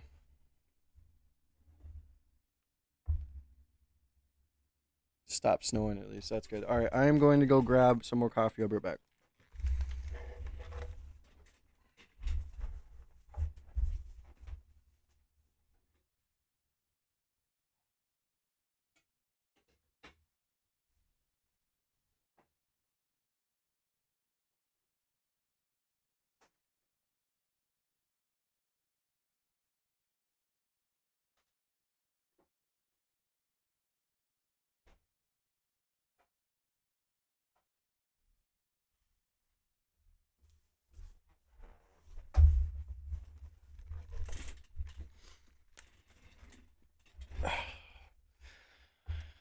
God, my daughter's Christmas concert songs are just stuck in my head. Stay awake. Be ready. The good Lord's coming town. Or whatever the words are. She was so damn cute singing those songs up on the stage. Engage in that. If someone doesn't like what I think, fine with me, as long as I get to express it. That's my view. But since we're on the topic, I think I should take the opportunity to explain why Charlie was under all this pressure, and I think Erica, who I just saw backstage, and whom I love, and who I can tell you is totally committed to continuing the core principle of Charlie's public life, which is the right of every person to express what he believes. That is rooted in Christian faith. We believe people should be able to say what they think because they have souls. They're human beings, created by God. They are not slaves. Or what's that other song? Welcome in, Richard. God, what's that other song they were singing too? Light a candle for me, light a candle for you. And then the other one was, God, I can't remember. Now my brain goes to K-pop Demon Hunters. We're gonna be golden. Gonna be golden. Yeah, my daughters get a lot of songs stuck in my head. They are not animals. They are not objects. You cannot tell another human being to shut up, even shut up racist, because you don't own him. He is an independent, autonomous person created by God as an individual. Okay, so that's where that belief comes from. That's where free speech comes from. And there's no accident. This is the only country in the world that protects it because our founding documents were informed, as you just heard so nicely expressed by Michael Knowles, my friend, by people who self-consciously incorporated Christian precepts into their structure of government. So Charlie was committed to that, but the people around him were like, you can't because it's not that Carlson's wrong. My only point was I don't want a land war with Iran. I got over my skis and said I didn't want another regime change war with Iran. Rather than explain why we should have a regime change war with Iran, which I'd be happy to listen to, he's an anti-Semite. He's an anti-Semite. To which I said, well, obviously that's not true. And Charlie said, I know. And then it just didn't stop. So I continued to say, I'm not an anti-Semite. We don't care what you say. You're lying. You are. So let me just affirm one final time, not only am I not an anti-Semite, and would say so if I was, I'm not an anti-Semite for a very specific reason. Not because it's unpopular, or my donors don't like it. I don't have any donors. I'm not an anti-Semite because anti-Semitism is immoral. In my religion, it is immoral to hate people for how they were born. Period. But that is not a limited principle. That is a universal principle. It applies to every human being on planet Earth. You may not, you are prohibited by my religion, which is Christianity, from hating people for how they were born. Because God created them with his spark in his image. Because they have souls. You can disagree with them. You can hate their ideas. You may even find yourself, and I do, I'll confess it, hating them for a moment. But you can't hate everyone who's like them. You can't punish people for crimes they didn't commit. That's the basis of our justice system. That's the basis of Christian ethics. That's why we have what are called human rights. They apply to every human, not just your group, not just my group, but every group, every human, because we don't consider people in terms of the groups to which they belong. We consider them as individuals the way that God created them. So anti-Semitism is not just naughty, it's immoral. And it is precisely as immoral as hating any other group. And that would include other groups in the United States that are hated and have been under attack for decades. And that would include white men who did nothing to become white men. They were born that way. And just because you have a beef with a white man, let's just say Donald Trump, doesn't mean you get to punish all the rest of the white men in the country. And yet, our leaders, not just of our Congress, the executive branch under Biden, but of every major U.S. corporation, of every college in the country, probably except Hillsdale and 2 others, every single one for more than 10 years has engaged in a systematic effort to hurt white men because they are white men. That is racism that is precisely as bad as anti-Semitism, but it is much more widespread and has been so far much more damaging. And my point is, if you said nothing about that, or if you encouraged it, by, say, cheering on BLM, which was an anti-white hate group, and said so, then you have no moral standing to lecture me about... I don't know, you guys remember when Kanye West wore the White Lives Matter shirt, and everybody started freaking out on him. Everybody. And it's like, it just became so apparent that there is this effort to make the white man be hated because of the history of slavery, but they don't want to talk about how Africa sold the white man slaves, like black people enslaved their own people, and it's just this whole thing. But you can't bring history into modern day and blame modern people for the history that happened 200 years ago. We don't even think the same. So for us to get along together in the United States now, we have to forget about the whole your people did this 200 years ago mindset. And it's so stupid and ignorant to think that way, and you don't get anywhere besides more violence, more hate, and more hateful rhetoric, and it's ridiculous. And I'm so tired of it.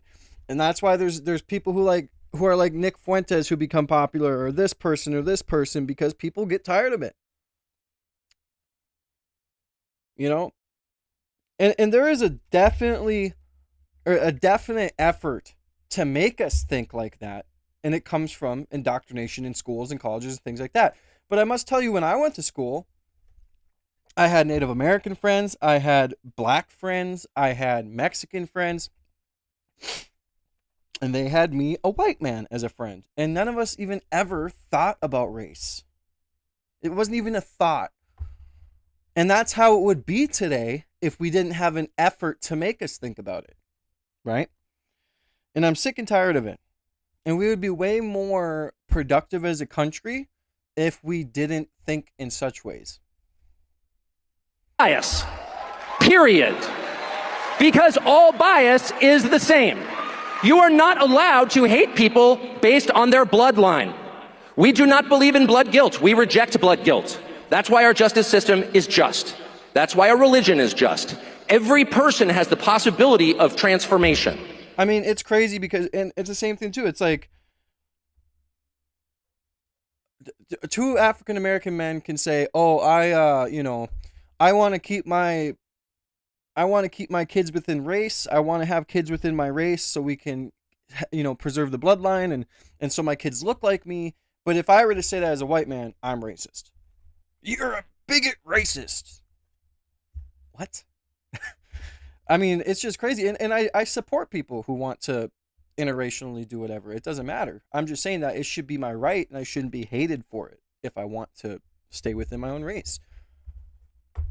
I mean, there's just so many rules for thee, but not for me, right? Paul is wandering around, Saul of Tarsus is wandering around murdering Christians. Then he decides, well, I'll walk to Syria, and he's met on the road by Jesus, who changes him, and in one day he becomes the most energetic church planter and apostle of Christianity. In one day. He went from enemy to leader in one day. And that possibility exists for every human being, every human being. That's what our Christian faith tells us. That's also what our eyes tell us.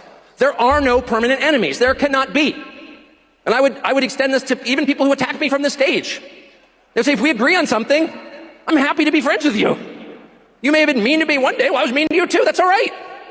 There is always the possibility that we can recognize we have more in common than divide. I mean, you know how many kids I got in the fights with at school? We would literally beat each other up and we're friends. Like, yeah. I just don't see that happening nowadays though. Fuck, a kid gets beat up and he goes and he grabs a gun, right? Divides us and come back together. There are no permanent enemies. There is no such thing as blood guilt, and collective punishment in this country, in the Middle East, anywhere on the planet is totally immoral. And if you want to know what makes America exceptional, it's that idea. And it's our job to defend it. So I guess I would just say to the many organizations now, and particularly this applies to the Anti-Defamation League, which has cheered on anti-white hatred for decades, has attacked anyone who said anything about it, which has been one of the most aggressive cheerleaders for hate against white men in the United States, now trying to lecture the rest of us about hate, I would say it's enough to point out the irony of that. Come to our side, which is the side of humanity, and oppose all hate against all people. Say out loud, hate against whites is every bit as bad as hate against Jews. It's a universal principle, or it's not a principle. It's just a preference. If it's not a universal... And so, and to people who hate on Tucker, it's like, if you just listen to what he says on stage, and like you listen to this whole thing in context, how could you disagree? But the people who call him a Nazi are themselves Nazis, because everything he's saying is true. And if they don't agree with that, they must agree with the opposite, right? Principle, it's not a principle, it's just a preference. It's just identity politics.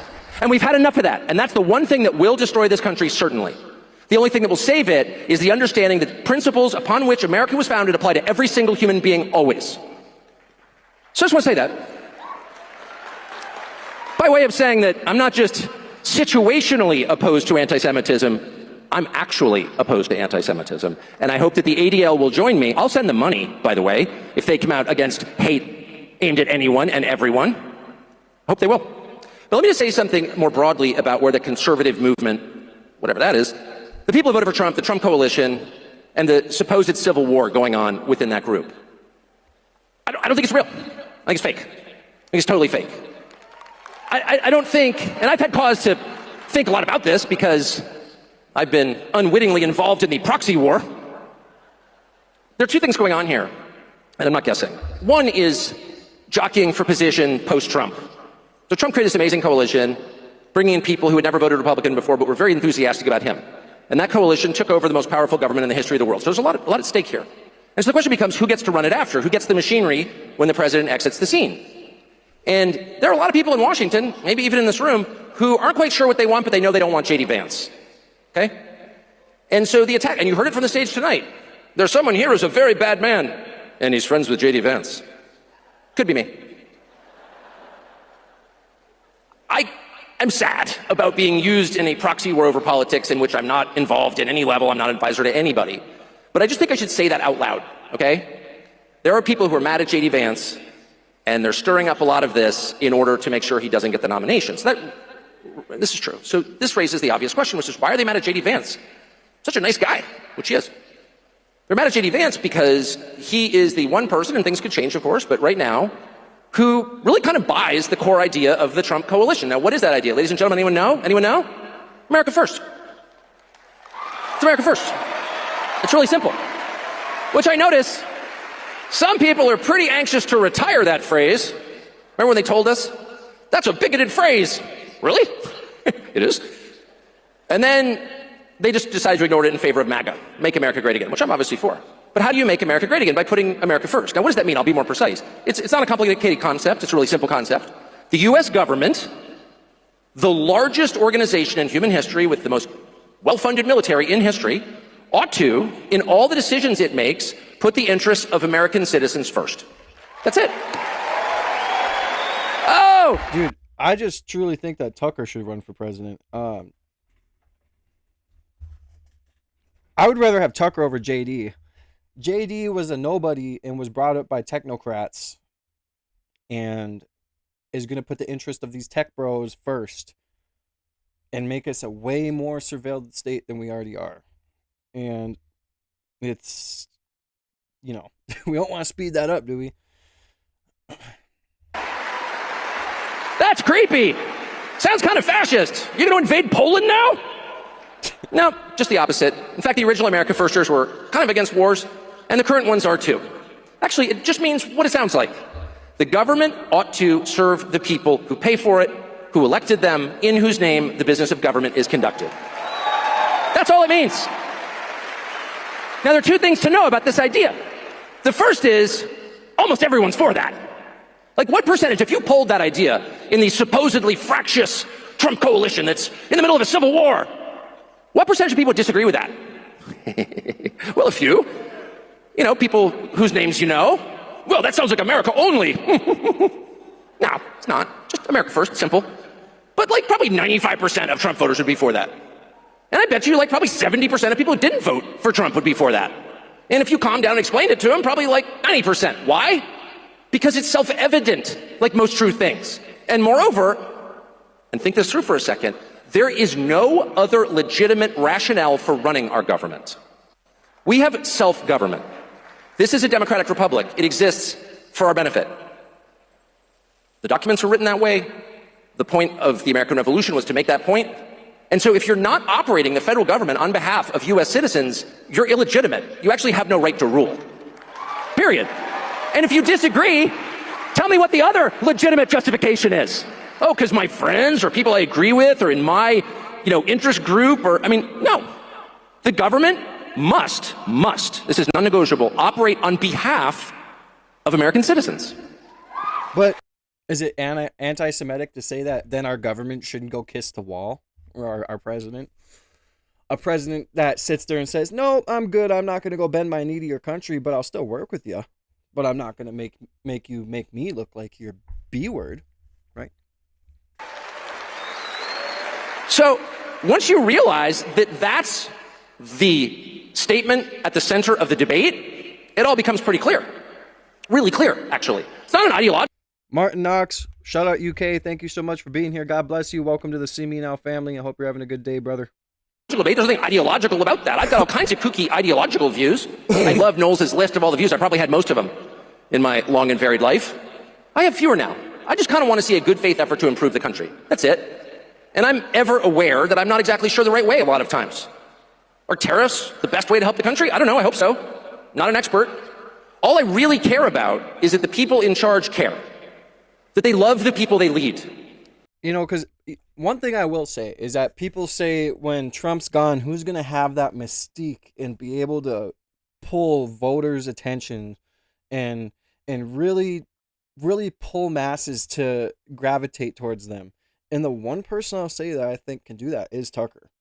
I feel like if Tucker announced he was running for president, not only would it go super viral, but I think a lot of people would vote for him, including myself. That is the first and most important requirement of leadership. A father who loves his children may make mistakes, probably will, inevitably will. I did. But if he loves his kids, he'll do a pretty good job, and they'll be fine. An officer who loves his men, he can't control the battle, but they'll do better than the officer who doesn't. The president who truly loves his people will, over time, tend to make wiser decisions on their behalf. But the leaders who don't care at all, they'll destroy your country. And that is absolutely what we've had. That's, by the way, not noted as an effort to blackpill you or an effort to discourage you or convince you you have no agency or control. You have a lot of control. You just change the government. Good. But if you want to know what the debate is going forward and what your job is going forward, it's holding your leaders to that very simple standard. Not on tariffs or any of these specific policy questions necessarily, but on their motive. Can you look me in the face and explain to me why the thing that you are doing, the money you're appropriating, can you tell me why that helps our country and our people? Tell me how. And if you're doing the whole shut up racist thing, then I have a right to question your motives, actually. Why can't you answer the question? Why can't you answer that question? Why do you have to imply that some college kid is like some kind of Hitlerite or something because he's asking about an event? Like, what? By the way, it is okay to ask questions. And I thought that was like the whole reason we were against the left. They're not going to force you to get up there and make ritual denunciations because this isn't my religion, it's politics. By the way, your politics do not trump my love for other people. I remember my brother once said, I have one brother who's my best friend, and he once said something lunatic, as brothers do. And I remember all these reporters, one from the Washington Post, which used to be a newspaper in Washington, calling me and being like, will you denounce your brother? I said, son, if my brother went on a drug-related murder spree, I would not denounce him. What? Are you for drug-related murder sprees? No, I'm for my brother. And nothing will ever make me not for my brother. Now, I'd probably tell him no more drug-related murder sprees for you. I'm not for that. I'm not for a lot of things, actually. But I will never, ever denounce people I love to satisfy the mob. Right? I mean, it's crazy. So as you think through, like, what should this movement be, and what side should you take on the conservative civil war? You already know the answer. You're on the side of America first. And if they can't tell you why it's America first, you just won the argument, because they don't have one. Shut up, Nazi is no different from shut up, racist. It's a little more annoying, actually. And I would just say this, too, because the passion is real, the anger is real. I feel it sometimes. I try not to get involved, but somehow I keep involving myself. And I try not to read the internet because I don't think it's good for my soul, but, you know, more addictive than cigarettes. I quit cigarettes, not Twitter.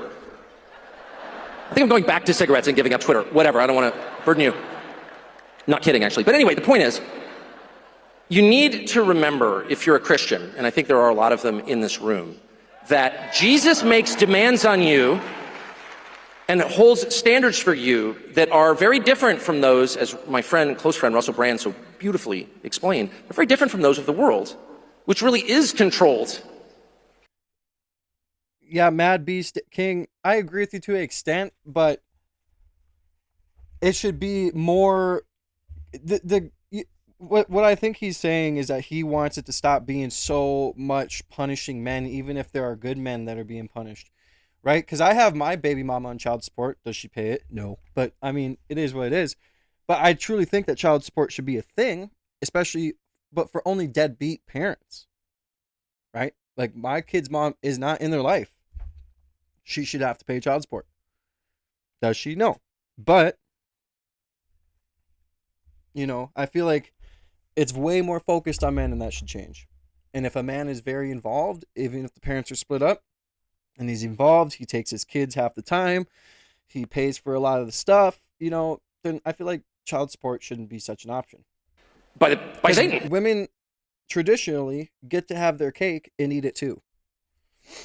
It's hard even to say that because it's so dark, but it's also so true. So don't be surprised.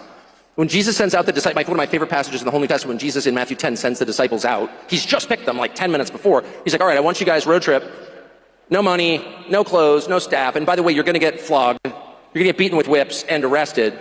I'm sure they're all thinking like, what? I thought we were the winners here. And when that happens, like, don't worry about what you're going to say. The Holy Spirit will speak for you. And I'm like, I just can't get over the blasé way in which he just tells them the world is going to try and kill you, which, by the way, it did. I think all of them end up getting killed.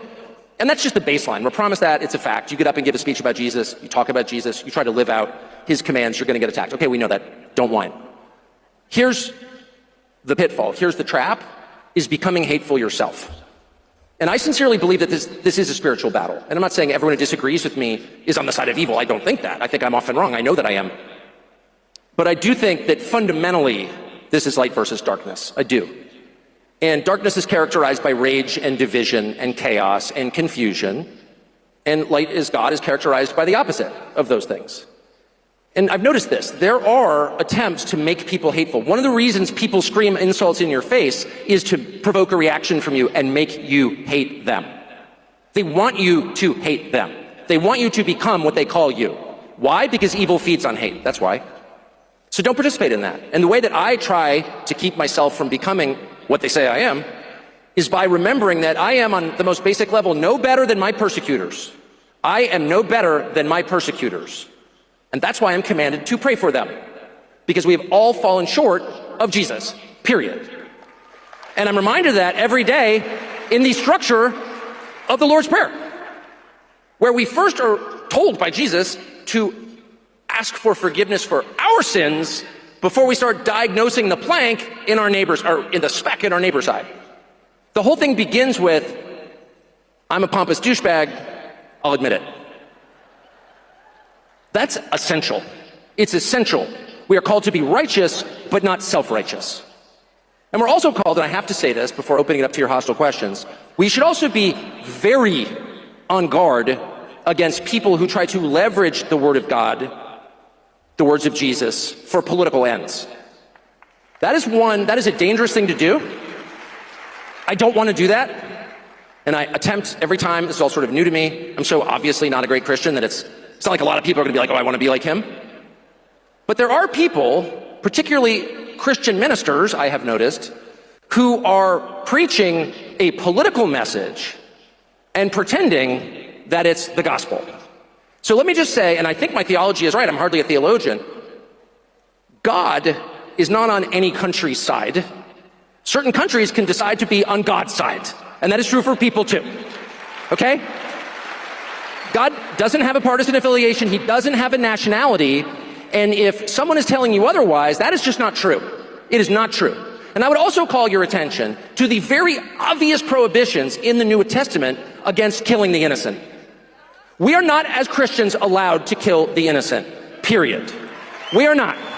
And you see elaborate arguments on behalf of doing so or ignoring it. Oh, that always happens in war. Well, you're right. One of the reasons I'm not that into wars. But when it does happen, unavoidably, we have to say that's wrong. We have to say that. We have to acknowledge that was wrong. And I'm sorry for the extent to which I participated in it. Forgive me. Because killing people who committed no crime is immoral. It will always be immoral. And people who do it will be punished for it. And nations that endorse it will be punished for it. That's a fact. And you are seeing now a very intense effort to convince you otherwise. Oh, it's fine. They deserved it. Really, did their children deserve it? If a man commits a crime, do we kill his kids? I don't care if it's in Minneapolis or Gaza City. No, we don't. And if we do accidentally, we say, I am so sorry that we murdered someone who did nothing wrong, because it is murder. And to see Christian pastors make excuses for that is one of the most, and that's not a partisan question. That is not a political question. That is the only question that matters. Do we have the right to murder people? And the resounding answer that Christianity provides us is no. I don't get into the whole debate, I didn't even know the terms, dispensationalist, or whatever, replacement. I'm an Episcopalian, okay? I don't enter these debates, or was. My theology is super simple. I like the Beatitudes. Read them yesterday. I actually think, was it Michael reading them, some of them here?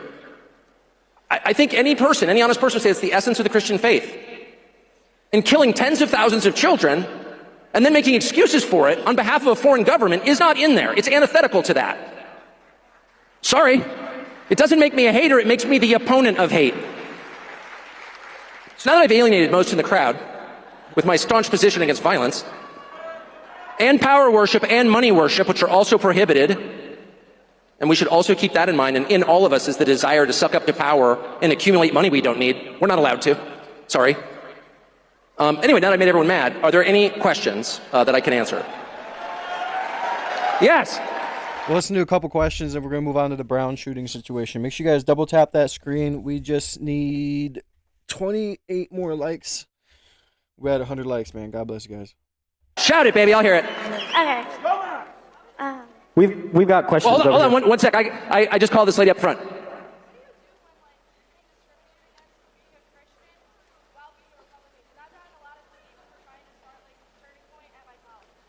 So the question was, what do you do if you're a conservative Republican and I assume other Republicans don't want you because you're an avowed Christian? Well, first you sit back and you think, how rotten has this whole thing become? If you can't say you're a Christian in a conservative group, if you can't say I'm uncomfortable with dudes marrying each other, or whatever, abortion, or the things that are prohibited by our religion, if you can't say that in a conservative group, it's not a conservative group. It's something else. Yeah, I truly think he should run for president, dude. I'm not gonna lie. I think that he would be a very good president. I just don't see him capping on any of this. He's just, yeah. I love hearing Tucker talk, especially at these speeches, because he's very on the money. My name is Madison, and I'm 12 years old. When I'm older, I want to be a politician. I'm a Christian, and I was just wondering what are the steps I should take to... I'm so sorry. I can't hear a word you're saying. I hear two of you at least. Okay. My name is Madison, and I'm 12 years old. I want to be a politician, and I was wondering what are the steps I should take to pursue that career. Thank you so much. I heard that you're 12 years old. And so thank you for asking that question. I think you said, I want to be a politician. What steps should I take? Yeah. Perfect. Well, prayer would be the first one. Does God really want that for you? You seem so nice. Sorry, just kidding. I do think that we are entering into obviously a volatile period. Like there's a lot going on. I can't even keep track of it, and that's my job. But I also feel like people who are telling the truth or trying, it's kind of the best you can do is try. I said something yesterday in public that was totally wrong, completely wrong. And I hate doing that, but it was sincere. I thought it was right. I said, whatever, I'm sorry. I feel like people who try to tell the truth are rewarded for it because there have been too many lies. So my bottom line advice, I could give you other dumb advice, but my only real advice is just tell the truth always. And if you lose, that's okay. Yeah. Okay, Ashley, just don't touch me. Am I good? Okay. Hi, Mr. Carlson. I am Bo. And my name is Annabelle. And we were wondering what you and your wife... You were wondering what I do where? What you and your wife do to strengthen your faith. Oh, what I do to strengthen my faith? I'm always embarrassed to talk about my faith because it's so not impressive, but honestly, the main thing I do is I read the Bible every day, which I really enjoy. And I read a version of it called the NLT. And I'm not, fluent in Aramaic or Greek or Hebrew, so I can't tell you that it's the best, but it has the clearest English. And as a writer and editor, I just love clear English, and I just think it's amazing. And it's just opened up all this stuff that I thought was opaque. And I wake up every morning really early, and I drink coffee with my dogs, and I read it by myself. And then my wife comes down, and we talk about it. That's kind of it, but I love it. Yeah, and we do.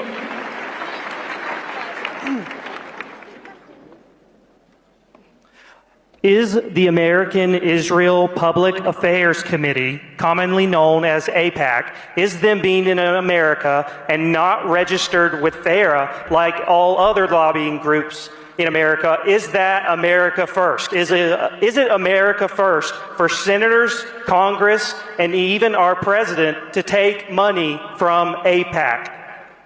Is it America first to take money from a foreign lobby so you'll send taxpayer dollars to that country? Even the question kind of answers itself. Obviously it isn't.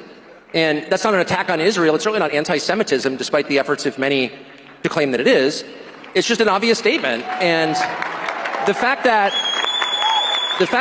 people are attacked for asking the question, this is something that I talked to Charlie a lot about in his final months, because he was being attacked as an anti-Semite for asking that question. We've memory hold that, but I was there, so I saw it. That's not the right way. Don't attack people's motives. And I have a lot to attack people's motives. I'm trying to remind myself, don't do that.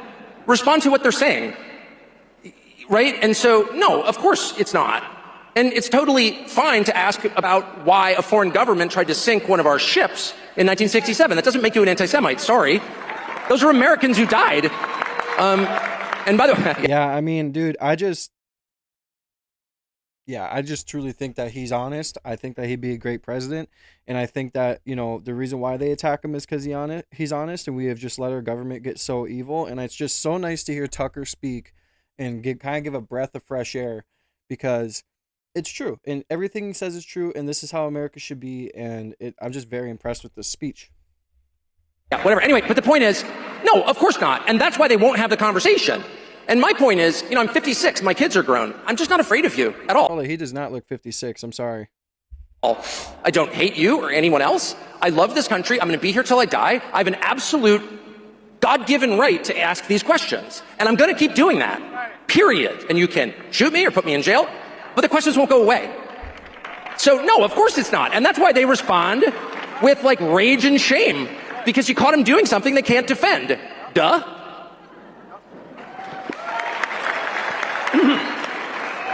Hey, Tucker, how you doing?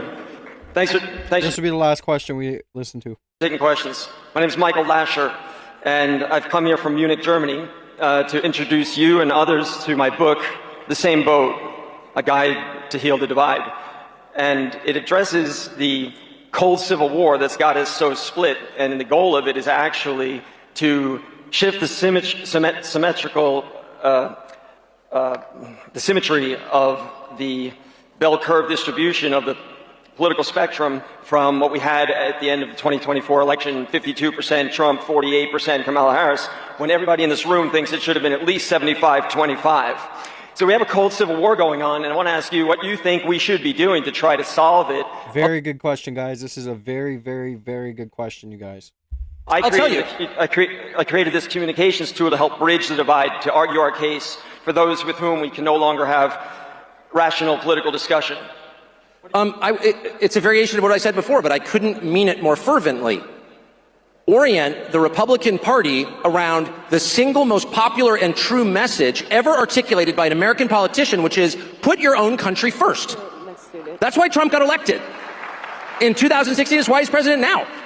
America first. And don't think of everything in narrow partisan terms. That's a trap. Most people agree with that. Most Americans have more in common with each other than they disagree on. And almost everybody agrees on that. And almost everybody is willing to tolerate a good faith argument about how to get there. Except a few. And they're the ones running around calling everyone an anti-Semite. But everyone else is like, yeah, of course, that should be the debate. And they'll vote for you. They want that because they know they haven't had that. That's the fact. And what you're watching now, attacking millions of Americans because they're Muslims, it's disgusting. And I'm a Christian. I'm not a Muslim. I know there's a lot of effort to claim I'm a secret jihadi. I'm not. You should not attack people on those grounds. And you're seeing it from Republicans. What the hell are you doing? What you're doing is trying to divide the country. And I've lived through 50 years of this crap. All these fake race wars that they're always promoting. Oh, go hate each other while we loot the treasury. That's exactly what's going on. And most people are totally sick of that. So yes, there is a possibility for a huge coalition of decent people once they free their minds from the traps set for them by others and realize, wait a second, we all want to make this country better. And the 15% or 30% who don't, okay. You know, good luck in Maryland or wherever you wind up. But the rest of us would like to fix it. Tucker, my name's Harrison Tinsley. I'm a single dad in California. Didn't get to meet until he was 15 months old just because I'm conservative. One half custody. His mom tried to trans him. Long story short, I have full custody now. And it's a dream come true. Thank you. But it's a miracle. I heard that they're going to start passing a bill, too, to lock up doctors who encourage gender transitions to kids. And praise God, because I know so many dads that all have zero custody because of this. So Marjorie Taylor Greene's bill, Protect Children Innocence Act, just passed the House. Can we pass it in the Senate and finally end this gender insanity, mutilating, hurting kids? And will you interview me? The last part, pull your face back from the microphone so I can hear you. And will you interview me? Am I going to interview detransitioned people? Is that the question? No, me as a dad. And can we finally stop the mutilation of children with Marjorie Taylor Greene's bill? Okay. I'm just going to say, when I was a child, we did a lot of bird hunting. And my father would always say, my brother and me, he'd say, Pop, everyone wears earplugs. And he would just say, pull the filter off your Marlboro and stick it in your opposite ear. And that's actually, at 56, made it really hard for me to hear microphone questions. So you asked, and I'll just answer this and stop. You asked about Marjorie Taylor Greene's bill to ban the mutilation of children, which for some reason seems to have a lot of trouble getting through the House of Representatives, which is controlled by Republicans. And if there's ever a clearer example of whose side they're on, I can't think of it. Because at least on some of the foreign policy stuff, they can tell you, no, we have to be at war with Russia because Putin's bad. He's just bad. He's bad. Okay, got it. We have to kill all the kids in Gaza because otherwise the Gazans will come here and kill us. Okay. What's the potential excuse for allowing the sexual mutilation of children? At that point, I'm like, I don't want to question people's motives, but I'm starting to wonder. And I do think it just gets back to you have to demand more from your members of Congress, from your leaders more broadly. You're not allowed to sell us out again because if you keep doing that, people get radical and hateful. And then they get desperate because they realize their vote doesn't matter. And that's when things start to go sideways in a way that nobody wants. So yeah, if you can't even ban the castration of children, I hope there is a list, and I've been traveling today, but I hope on the internet there's a list of everyone who voted against that effort, and I hope that they are punished for it. I mean, they will be ultimately, but I hope they're punished in this life. Anyway, thank you very much.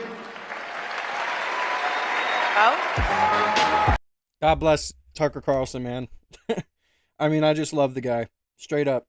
All right, let's get into... we begin this morning that was a very great speech. Very great questions. Very great answers. I love Tucker Carlson. He is just awesome. I'm going to go fill my coffee. Then we're going to end this pod with getting into the Brown University situation. I'm going to start learning stuff about it just as you are. So I'm going to go fill my coffee. I will be right back.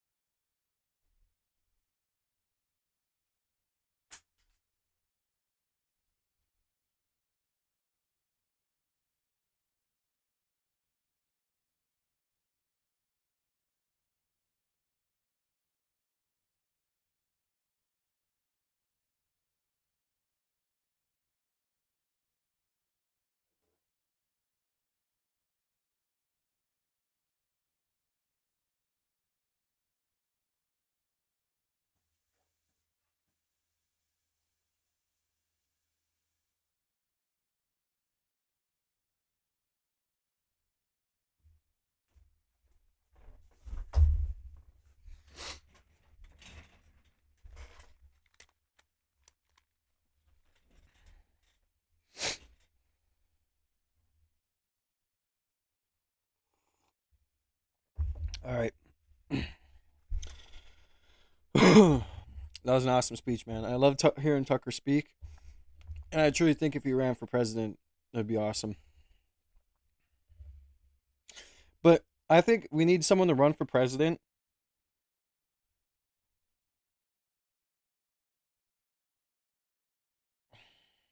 I think if someone ran for president, like Tucker, he needs to be protected and like stay away from the everything. Like if he gets elected and do things himself, because man, I feel like the powers that be always come to these people who get elected and compromise them. Same thing with Trump. Like I feel like if we actually got a breath of fresh air in the president's office, someone who's real and like JFK, they need to be protected. Stunning developments in the search for a man who like shot... ask for volunteer this and that to protect them at all times that aren't compromised as well. Students in a study session at Brown University, as well as a top MIT professor. Police found the suspect, you see him here, dead in a storage unit in New Hampshire last night. Oh, whoa. I didn't know he was dead. Okay. I didn't hear that this morning. So he was dead. Because all I remember last night is watching the live and watching them start to check out this building here and they were waiting for confirmation on stuff. And then I ended up going to bed with my daughters. So that's interesting. He was found dead, which is very sad because now we're never going to be able to find out any extra details about anything. And it turns out a post on Reddit helped crack the case. Investigators identified the gunman as 48-year-old Claudio Manuel Neves Valente, a former PhD student at Brown. Now, take a look at this. I swear, some of the best investigators, like online investigators, are in Reddit. Straight up. Map. It effectively gives you a sense of the shooter's movements. The attack Saturday happened in Providence, Rhode Island. Monday night, that MIT professor was killed in Brookline, Massachusetts. And last night, police tracked down the suspect in Salem, New Hampshire. Now, if you don't know the area, there's only about 80 miles between the scene of the mass shooting and where the shooter's body was found. Jared Hill has been covering this story from the beginning and joins us now. Jared, finally, the community there around the Rhode Island area can breathe a sigh of relief. Tell us how this unfolded. Errol, this was really something that took a course of a number of different days, a number of different methods and ways. One of the things we've learned here, Errol, is that this guy apparently lived in Florida, but the suspect and the car that's been linked to him was spotted around Brown University over a dozen times in the 2 weeks before the mass shooting. Now, that's according to the affidavit. Despite his apparent connections to Brown and that MIT professor, the motive is still a mystery. ending a multi-state murder manhunt. Overnight, authorities closed in on a storage facility in Salem, New Hampshire. We got him. The suspected Brown University gunman and suspected killer of an MIT professor found inside a storage unit, dead from a self-inflicted gunshot wound. He was using a phone that was obfuscating ability to track it. He was sophisticated in hiding his tracks. The alleged shooter, identified as Claudio Manuel Neves Valente, a 48-year-old Portuguese national living in the U.S. legally. Brown says he was a physics PhD student at the university between 2000 and 2003 before he dropped out. School officials say he likely took classes in the same building where he allegedly opened fire last Saturday, killing 2 students and injuring 9 others. Police say he's also believed to have killed MIT professor Nuno Loureiro Monday night. Both were in the same school program back in their native Portugal. This was always going to be an investigation where... And that guy was figuring out some sort of nuclear infusion, unlimited energy idea. And I was thinking last night, I was like, God, so he killed this guy at MIT who's like this apparent genius who's thinking about unlimited energy.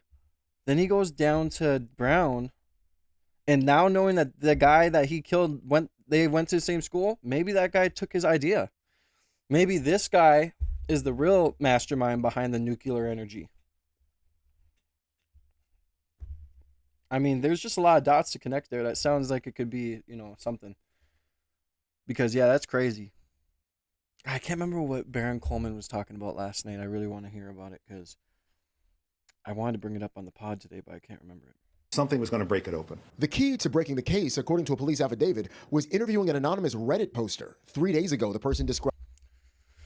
I'm being dead serious. The police need to look into a gray Nissan with Florida plates, possibly a rental. That was the car he was driving. It was parked in front of the little shack behind the Rhode Island Historical Society on the Cook Street side. I know because he used his key fob to open the car, approached it, then something prompted him to go back away. When he backed away, he relocked the car. I found that odd, so when he circled the block, I approached the car, and that was when I saw Florida plates. He was parked in the section between the gate of the RIHS and the corner of the Cook and George Street. I'm seeing the suspect with a gray Nissan Sentra. Investigators tracked the car to a rental company in Boston where the suspect used his real name on the application. Authorities also discovered the suspect's storage unit in Salem where his body was found. Our work is not done. There are many questions that need to be answered. Back in Providence, there's a sense of relief in the community. Steps toward healing. Now, overnight, the Trump administration said that they're pausing the diversity visa lottery program through which the suspected gunman was allowed to get a green card. The program was created by Congress, so it can only be dissolved by Congress. So the future of that, at least long term, is still up in the air as well, Arrow. All right, that's Jared Hill joining us from our newsroom here in the Broadcast Center. Jared, thank you. Doug Coons joins us now. He was a special agent and supervisory special agent with the FBI. He's also the founder of Veracity IIR. That's an intelligence and investigation. If there's a link between the guy who is figuring out that energy program and this guy, I mean, that seems like a big enough motive, right? To go after him because he stole his idea. I mean, this is all alleged. This ain't the truth. I guess we're never going to find out now because both of them are dead, but crazy stuff in this world going on, man. Firm. Good morning again, Doug. The Brown shooting and the killing of the MIT professor happened within days and close proximity. Why do you think it took so long for investigators to link the two? I think, that's really not that long of a time. It's not a great distance, but it is some distance. And considering the massive amount of work that needed to be done leading up to that, there might have been some suspicions on the part of law enforcement, but until you have some sort of evidence to confirm that suspicion, that would have been kept tight. And you don't want a situation where you're putting out information that might push investigation in the wrong way. You might have people calling in tips that really don't make sense because of something incorrect that they saw on TV. What do you make of the post to Reddit that police say really cracked this case open? Law enforcement learned about the witness's account 3 days after it was posted to the social media site. Is this kind of a teachable moment for people to not just post to Reddit, but to call police? Or did investigators move too slowly? How do you see that? Well, I think it's just another vehicle to provide that information. We have to consider, social media in this day and age, that everybody's on it, people post things. And, it's not that Reddit cracked it, it's this person that posted. And the reason that they posted is because they saw all these videos that were collected and put out. And it's my understanding that was the other person of interest, with the glasses in those pictures that had interacted.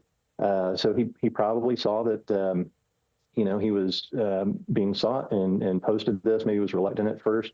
I think he then said that he did call the FBI, and then they followed up on that, and here we are. So I don't think it's. Yeah, I don't know, Mike, but it definitely seems like it's possible. They went to school together back in 2003 or whatever. That professor's then found dead. Then down at Brown, he goes and cases the building and does a shooting there as well. What piece of the puzzle would connect that to everything else? I'm not sure. Maybe having just a anger towards the school. Because wasn't it a biology or a science center he went into? I can't remember. Fair to say that it took them a long time. I think they were just doing the appropriate amount of work to make sure they had it right before they got to that point. All right, Doug. Yeah, because it's either, oh, they messed up and got the wrong guy and blah, blah, blah, blah, blah, blah, blah, or they took too long. People who never are get just happy. tuning in, we learned a lot of information there as a search for the suspect in last weekend's mass shooting at Brown University ended yesterday at a New Hampshire storage facility where authorities discovered the man inside. Officials say he was also suspected of killing a Massachusetts Institute of Technology professor as well. The Providence police chief said 48-year-old Claudio Neves Valente, a former Brown student and a Portuguese national, was found dead last night from a self-inflicted gunshot wound. Investigators believe he is responsible for fatally shooting 2 students and wounding 9 other people in a Brown University lecture hall last Saturday, then killing Portuguese MIT professor Nuno Loureiro 2 days later at his home in Brookline, nearly 50 miles from Providence. Perez said, as far as investigators know, Neves Valente acted alone. Brown University President Christina Paxson said Neves Valente was enrolled there as a graduate student studying physics from the fall of 2000 to the spring of 2001. Neves Valente and Loureiro previously attended the same... Wait. Physics? Yeah, so I'm telling you, dude, there's got to be a link between him and that MIT professor and that nuclear fusion energy idea. There's got to be. Academic program at a university in Portugal between 1995 and 2000. Loureiro graduated from the physics program at Instituto Superior Técnico, Portugal's premier engineering school, in 2000. And the same year, Neves Valente was let go from a position at the Lisbon University. That's according to an archive of a termination notice from the school's then president in February of 2000. Neves Valente had studied at Brown on a student visa. He eventually obtained legal permanent resident status in September of 2017. It's not immediately clear where he was between taking a leave of absence from the school in 2001 and getting the visa in 2017. His last known residence was in Miami. A lot to discuss here, so I want to bring in Scott Duffy. He's a retired FBI agent and friend of the show. Thank you so much for joining us here today, Scott, to break this all down for us. Yes, good morning, Christy. I want to start with the complexity of all of this, given that there were crime scenes in separate states. How difficult is that for officials when they are trying to figure out all of this? Yeah, anytime you have multiple jurisdictions, yet alone multiple states, right? We not only have Rhode Island, you have Massachusetts, but of course you have additional states. My guess is they're doing search warrants in Florida, his last known, I believe, residence. And then, of course, ultimately in New Hampshire, where I would say most, if not all of the evidence was located to include that of the shooter. Now, this news here that we are sharing with our viewers, the suspect found dead yesterday. How does that change the investigative priorities for federal and local authorities moving forward here? Yeah, so let's just say that going back to the Brown shooting, which we see typically in mass shootings, especially in schools, where the shooter itself is met with either taking his own life or of course, that taken into custody by law enforcement or shot by law enforcement. This was different. We have an individual that escaped a dragnet. Have a good day, Mike. I'm going to get off too here in a minute. And then continued on his violent rampage, that being with the MIT professor that following Monday. So the fact that you now have an identified shooter, it's seemingly at this point, the evidence is pointing to this shooter as a lone wolf, as a lone shooter. And so thereby it allows the public itself to be able to take a deep breath and allow investigators to dig deep into his past. Yeah, and investigators still say there are still so many unknown questions here, and perhaps the biggest one is a motive. So now that the suspect is dead, how do investigators typically try to reconstruct intent after the suspect's death? Yeah, I've always said that the motive lies alone with that of the shooter or that criminal committing such an act. Thank you, Mike, for the subscription. Have a good day, bro. God bless. An interview ultimately can get that information. And then that in the absence of an interview, or in this case, the shooter is dead, what types of writings, going back to the residence, what, even though he had gone through tremendous lengths to avoid detection and facilitates his escape with what we're hearing, changing of SIM cards and using apps in order to hide his communication, and of course the interchanging of license plates.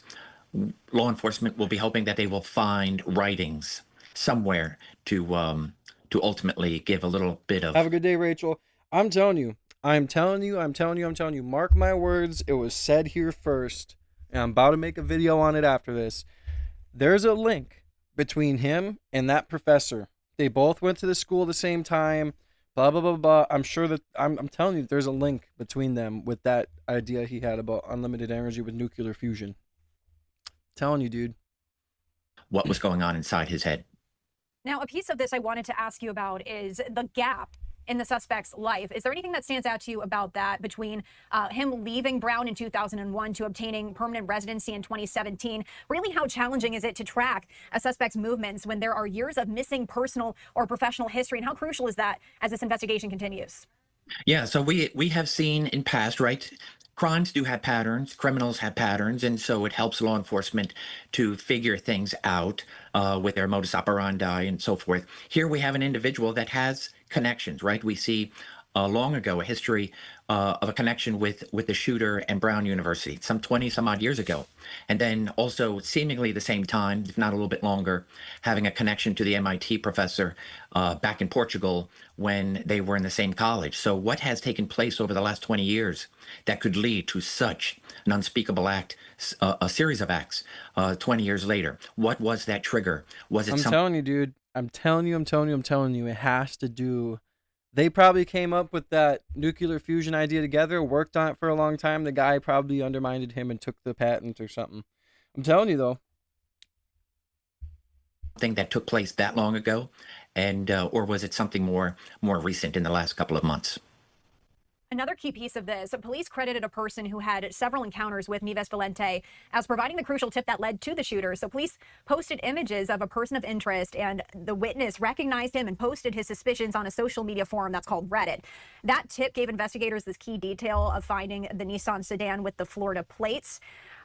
This case relying really heavily on a tip from a private citizen who posted these concerns to Reddit. How significant is that in modern investigations? And have we seen this recently, tips on social media in other investigations? Yeah, so I saw yesterday in the press conference that there's both the positive and the negative. So the positive being that you have a what was believed by police to either be a possible suspect, a person of interest, or that of a witness. And here we see that it was a fantastic witness, an individual that encountered the shooter on the grounds of Brown University inside the building in question, and then to pursue that person and to really take down valuable pieces of information, then to subsequently tell law enforcement and put it down on social media through Reddit. So that's corroborating information. It's real time. It's good for law enforcement. And then law enforcement was also pushing back on some of the conspiracy theories and, of course, probably some of the negativity that is put out on social media by the general public. But this should reinforce that in an investigation like this, very complex, that the media and the public play a crucial role, as we have seen here. The suspect's immigration status has now become part of this political conversation. But from a law enforcement perspective, really, how relevant is that detail to this investigation going forward? I'm not sure that in this particular case, this is an individual, yes, that came from overseas, migrated here on a student visa. I want to know who was given a lecture in the lecture hall. I want to know who if there was any people who date back to the same time that he went to Brown with that other guy. I want to know if there was anyone that could have been in the same circle that he could have been aiming for, and he just got the wrong people and accidentally got students. Or maybe he did injure 9 other people, so maybe he did just go in there and want to just blast everybody. I don't know. But then it really will take law enforcement to go through this 20 years of what took place. What was this individual up to? Does he have family that is in and around? Was he speaking with colleagues and friends?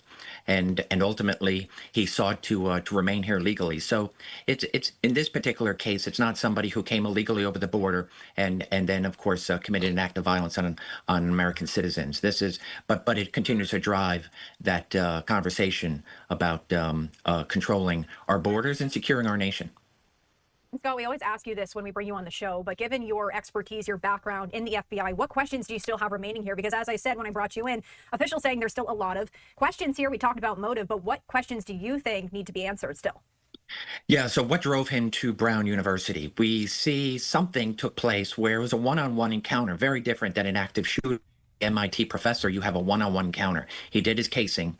He found what appeared to be his target and then committed this homicide. With Brown University, even though we have a connection, why go to Brown University? Was he seeking somebody specific? That's what I mean. Okay, so these guys, the shooter and the MIT professor, both went to school at Brown University around the same time. I'm telling you, they had to have probably been working on that nuclear fusion, unlimited energy patent or thing or whatever. Because when I heard them bring up that the guy that he killed at MIT was a person he was like basically a genius working on a nuclear fusion, unlimited energy source type of thing, I was like, okay. First of all, there's people that would not like that because if you have unlimited energy from that, how are you going to make money from gas or other things or whatever? But then I was thinking, once I heard that they both went to school around the same time, bro, I mean, it's not too far-fetched to think that maybe they were both working on it together and the other guy that he killed took credit for it and he was mad. He went and got him at MIT. Then he went down to Brown and he ended up doing what he did at Brown University to take out the rest of his anger at other people. But I'm telling you, there was an intended target when he went to Brown. There had to have been. From 20 years ago or some more recent, and why then go into and commit to be an active shooter? Two different type of personalities, and it will be interesting to see what those connections are ultimately in what has been his past leading up to December 13th and then the following Monday. All right, Scott Duffy, retired FBI agent. Thank you as always for joining us here on Live Now from Fox. We do appreciate it. Thank you, Christy. All right, guys, I'm going to get off here in a second.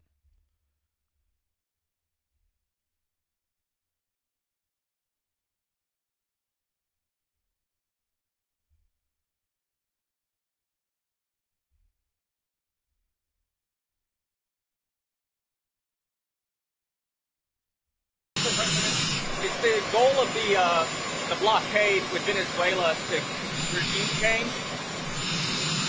It's the blockade. Not going to let anybody going through that should be going through.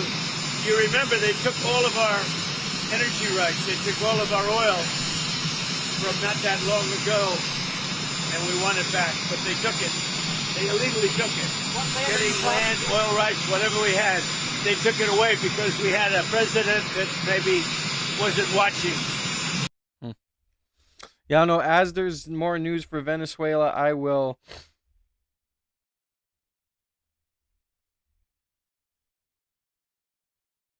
update it, but it looks like that those aren't really related, so.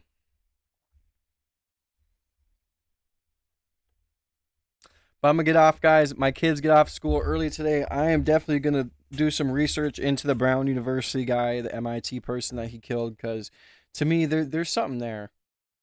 There's got to be something there. So I appreciate every single one of you guys for being here. Happy holidays. Happy Friday. I hope you guys have a good weekend. Hopefully it ain't snowing in your area like it is mine, because it's a little rough ski out there, but okay. But yeah, I hope you guys have a good day. Thank you for all the support. Thank you, Skippy, for the $5 dono. Thank you to everybody else who supports your boy. If you're new to the channel and you subscribed, welcome to the See Me Now family. We are on the road to 10,000 subscribers. Thank you to everybody who stuck with me today and stayed through the stream. I hope you guys enjoyed it, and I hope you guys have a good weekend. I will be on at some point next week. Since we have the next few weeks off from school, it's going to be different with my lives. But I will be on, and I will make it happen. As frequently, I don't know, but I will make it happen. And yeah, so make sure you continue to support your boy by either becoming a member or sending super chats through. Get your name written down on the donor wall. Hit the subscribe button. We're on the road to 10,000 subs. After you hit the subscribe button, hit the notification bell so you can be a part of every single live stream I do. I love to see your beautiful faces in here every single day. And double tap that screen. I love you guys, man. I hope you guys have a fantastic day. And stay safe, stay educated, stay aware. and stay yourself, because you guys are made in God's image. I love you guys. God bless Pumpkin. God bless